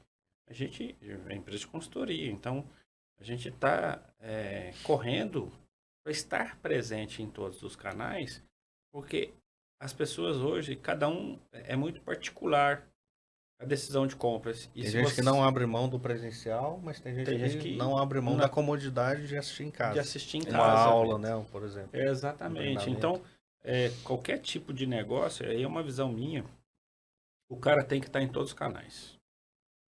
E não vai ser um, não vai ser outro. Vão ser todos. E quanto mais presente em todos os canais, maior vai ser o volume de clientes, aí aumenta a conversão, e aumenta tudo isso, né? Estar disponível é uma coisa hoje que ela é estratégica. Sim. E, pelo menos, eu acredito que o presente e futuro é híbrido, né? E as relações humanas elas não vão acabar, acredito que jamais, né? Mas você ter ali um portfólio de canais e ofertas e interações, né? Integradas, integradas, você tem uma abordagem do vendedor consultivo, presencial, é interessante também. Né? Mas você também tem ali opções de você trabalhar e ver o portfólio daquela empresa na internet. Você pode comprar no marketplace e receber hoje as movimentos. Outro eu estava voltando de Cuiabá para cá e vi um avião do Mercado Livre. Aham. Já existe uma malha aérea de trânsito de mercadorias. É como se fosse um CD virtual onde o avião carregado de mercadoria ali contendo um mix enorme, imenso, e as lojas atuando como hubs de giro de produtos curva A, e também no quesito de experiência do cliente com relação ao produto, e o cliente às vezes vai lá, prova, experimenta, mas não compra. Não, Ele perfeito. compra online para receber. Então, a loja ela passa a ter um papel diferente para alguns produtos, né? Exatamente. Então, voltando para a linha branca... Best Buy, eu lembro da Best Buy. Você vai lá na loja, não, eu quero um liquidificador. Você vai na loja, conhece o liquidificador, pega, sente o peso. Não, é esse aqui que eu quero, né? Esse aqui que eu tô vendo que ele é bom. Aí você vai e compra online. Mas assim... Eu faço muito isso. Mas é natural isso. E a empresa... E não é ruim para a empresa também, né? Se você for pensar... Ela não precisa ter estoque em todas as lojas no Brasil, se for uma loja nacional. Exatamente. Ela pode ter o estoque só em um CD único, Numa né? região específica que atende uma... Então ela consegue reduzir o custo operacional também, se tiver essa sinergia. Ou aquela que está mais antenada, ela consegue fazer uma espécie de fulfillment, hospedando aquela mercadoria dela dentro de um grande player. De um parceiro, tem né? Um parceiro Exatamente. que consegue escoar rápido, entregar em diversos pontos do Brasil, né? Então você consegue terceirizar muito da sua infraestrutura ali, utilizando ali empresa virtual, escritório virtual, utilizando parceiros, né, no sentido de hospedar e distribuir aquela mercadoria e armazenar. Hoje ficou fácil, assim, para quem tem o conhecimento, né? Para vencer a barreira do custo da última milha, né? É mais caro. E aí, voltando nisso, a gente não pode deixar de falar, né? Falando aí de omnicanalidade, transformação digital, Big Data, uma massa muito grande de informação. Como que a gente trata isso, né? Quais são as ferramentas e os profissionais que a gente precisa para tratar esse grande volume de dados? Porque o Excel não consegue mais, né? Já está limitado. Que ferramenta que a gente consegue utilizar? Eu vejo muito movimento das empresas tentando buscar algumas ferramentas para dizer que tem. Então, eu também tenho, mas tem apenas, talvez não tenha insights, né? Mas tem. Uma vez que você tem seus processos maduros e bem definidos, porque o seu dicionário de dados ali, sua estrutura de dados, ela tem que estar íntegra, né? Para gerar a informação correta, né?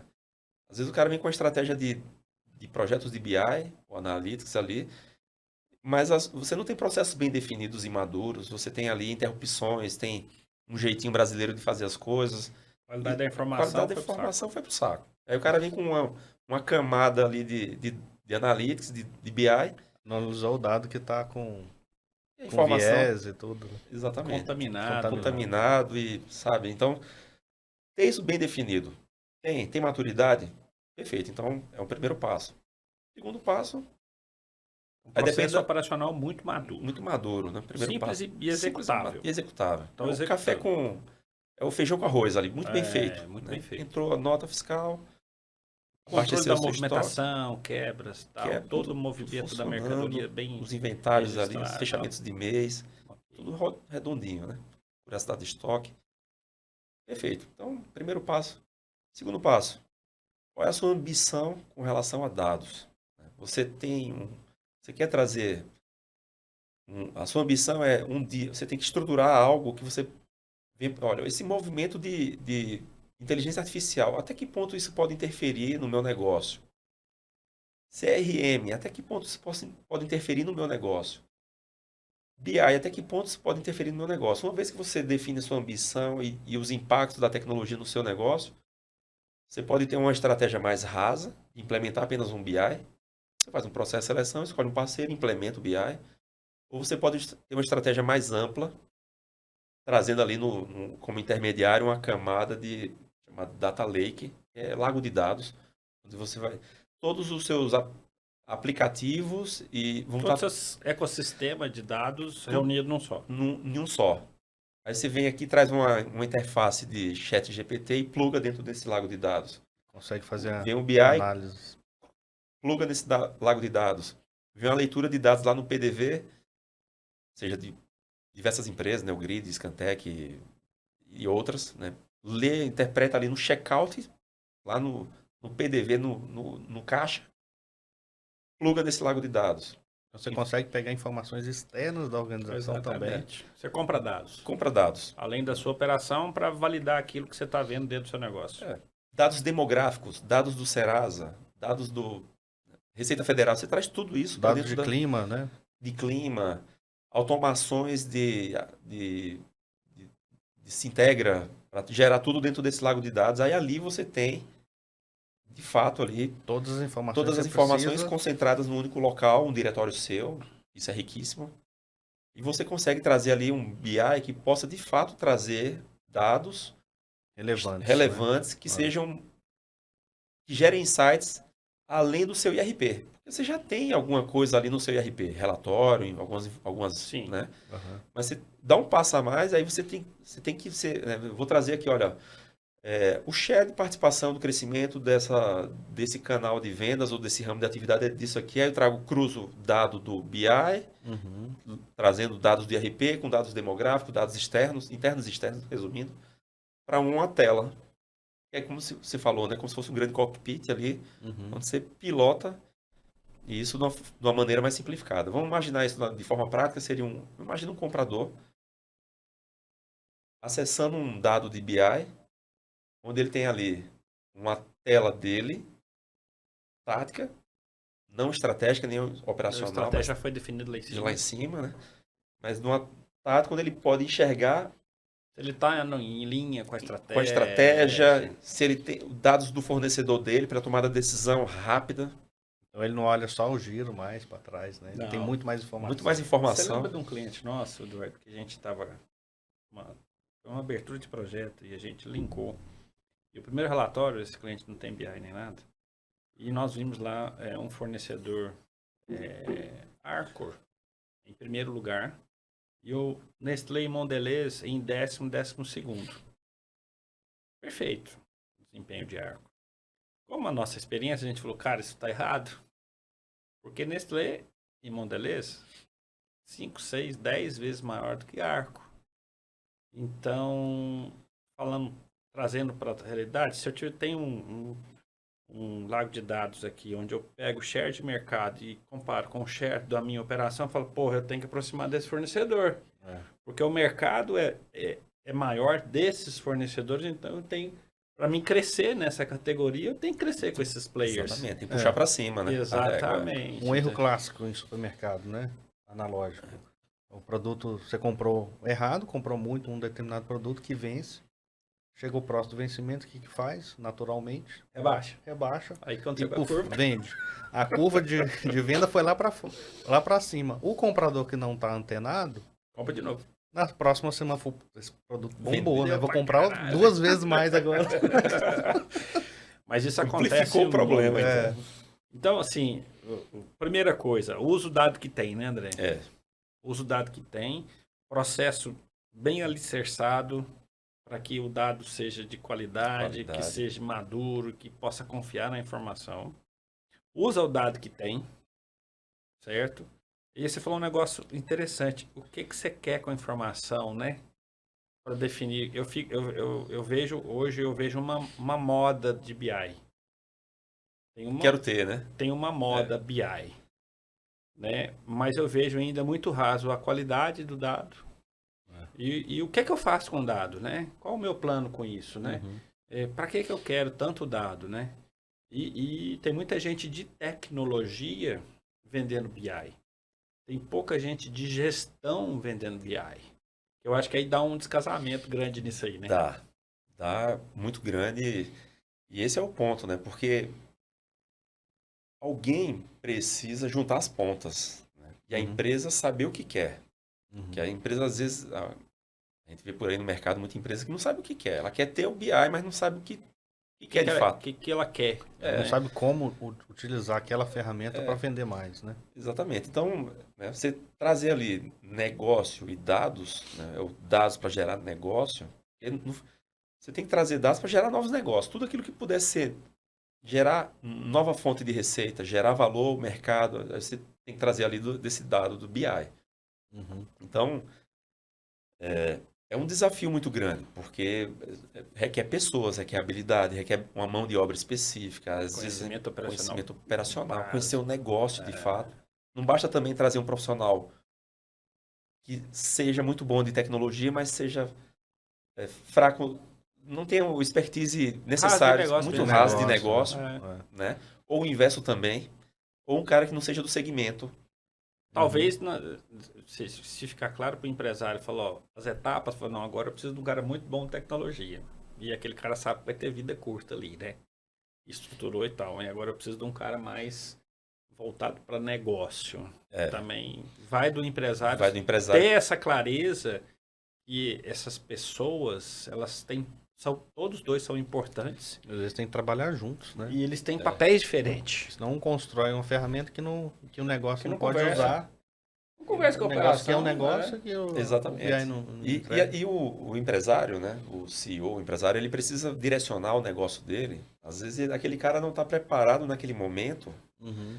mas ele pode, dentro de uma curva de aprendizado, Tem potencial, e ele como cara. líder, né? E capacitando, percebendo os potenciais, né? E capacitando aquela pessoa para, em determinado ponto, ele chegar junto para uma necessidade específica da empresa. Cresce junto com o projeto. Crescer junto com o projeto, né? E às vezes, o que a gente vê muito é, às vezes, um RH pouco atuante, ou um RH, às vezes, que não tem voz ativa, onde deveria ter, porque tá no nível mais operacional ali, e entender habilidades e comportamentos do dia a dia, que coisas que às vezes o empresário não consegue perceber. Então, ela precisaria traduzir isso para uma diretoria e sinalizar, olha, potencial aqui e aqui. Aí, às vezes, isso não acontece e a empresa acha que a solução está em recrutar uma pessoa nova. Uhum. Tanto que o board dele tem um monte de gente Tem um ali monte de com gente ali potencial. potencial e, às vezes, Não está capacitado, mas tem capacitado ou potencial. mal aproveitados, né, ali. É muito difícil. É uma linha muito tênue, né? É um negócio muito difícil. Vamos pensar num comprador aí, seja da distribuição ou do varejo mesmo. Como tem tanta informação disponível, né? Hoje, o comprador tá viciado ou tá acostumado a fazer gestão de estoque, né? A quantidade que ele compra, as análises de estoque dele, a formata, a estratégia de precificação, que está na cabeça dele, né? E que vem acontecendo assim, de forma tradicional, normal.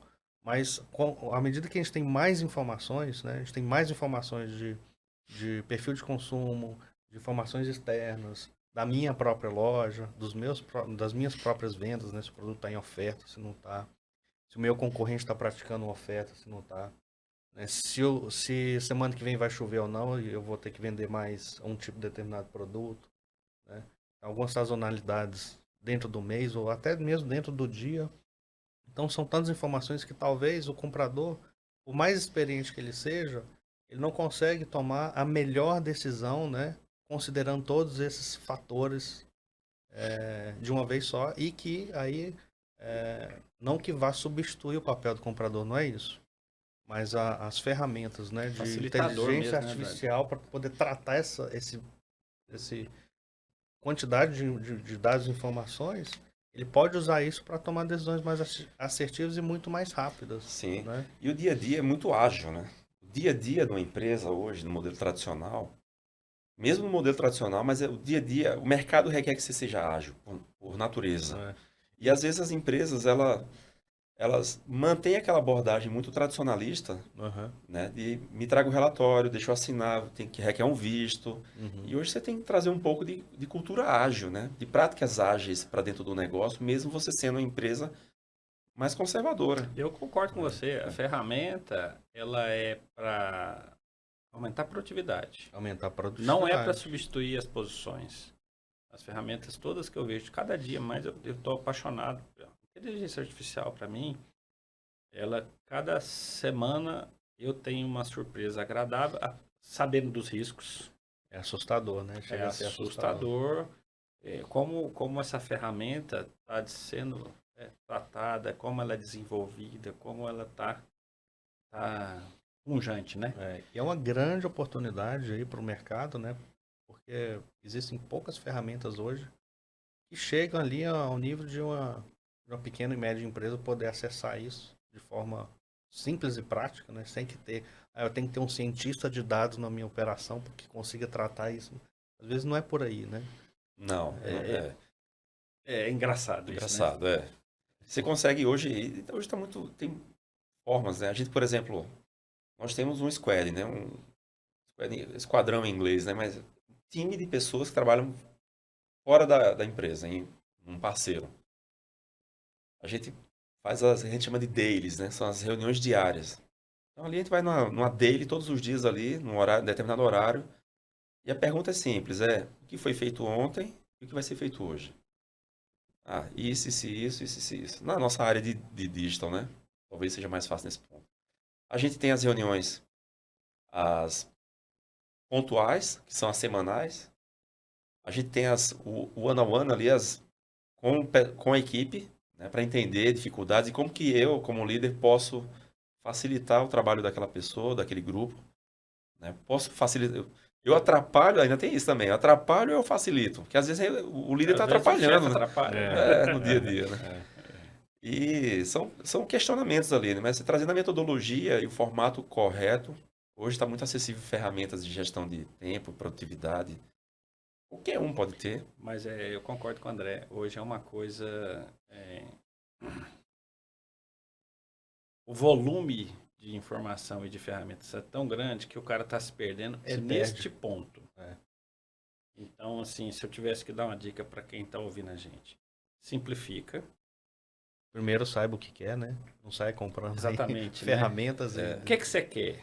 Eu quero isso. Tá maduro? Não tá maduro? Se não tiver claro para você, você vai comprar a solução errada. E aí você não vai usar. E não existe ferramenta que faça o feijão com arroz para você, né? Então, se o seu estoque não está consistente, faça o seu dever de casa, né? Da forma tradicional, fez bem feito, aí experimente algumas Porque coisas. tudo é ferramenta, né? Se a base de que alimenta as ferramentas ela não é confiável, você vai tomar decisão em dados errados. E você pode dar sorte, tá? Às vezes você pode dar sorte. Mas aí é fator sorte, não é estratégico. Entendeu? Né? Cara, muito bom esse assunto. A gente fica mais um tempão aqui, né? É instigante, é desafiador, né? Transformação digital, então, André, é pegar tudo que já é bom. Vê se eu entendi. Tudo que já é bom, porque já empresas com problemas financeiros, operacionais, não vão enxergar isso como uma oportunidade, né? Elas têm um dever de casa para fazer antes. Então, pegar uma grande operação, uma pequena operação que tem muita qualidade e com uma estratégia ferramental, tornar ela digital mais presente, mais produtiva, omnichannel, oferecer mais possibilidades para quem está operando e para quem está consumindo aquela empresa. Uma transformação digital seria isso. Sim, né? Ou em outras palavras, seria como que eu posso, na transformação digital seria buscar através de meios tecnológicos ganhar mais eficiência do negócio, né? Como que eu posso ganhar mais eficiência do negócio usando a tecnologia utilizando disponível. tecnologia disponível, né? Uhum. Então, aí tem você tem um intervalozinho de tempo ali que é uma lacuna que é a transformação, né? Exatamente. Ponto A ao ponto B, né? A transformação do negócio, né? Como que eu posso levar meu negócio do ponto A ao ponto B, trazendo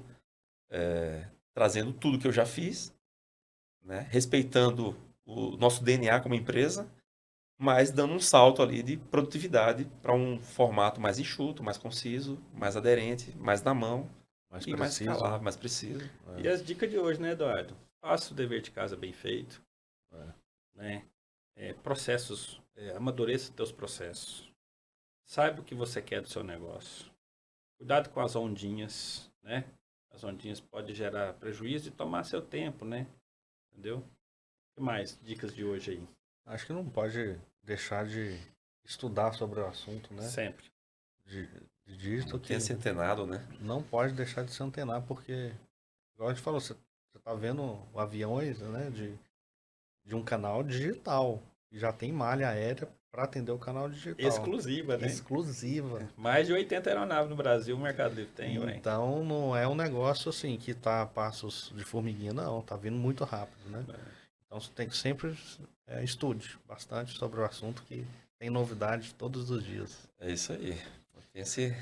André, você não acredita, mas já foi mais de 2 horas que a Nossa. gente está nesse bate-papo aqui. Bacana, hein? Que Muito bom, hein? bacana. Você passou que.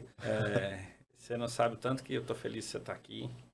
Obrigado pela presença, por compartilhar a sua experiência com a gente, com o nosso público. E eu quero já deixar o convite aqui para um próximo encontro. Vamos abrir. O assunto é muito rico, O né? assunto é rico demais e, sim, tem muita experiência vivida que a gente pode impactar muita gente que está, às vezes, sem saber o que fazer e que decisão tomar. Como começar, né?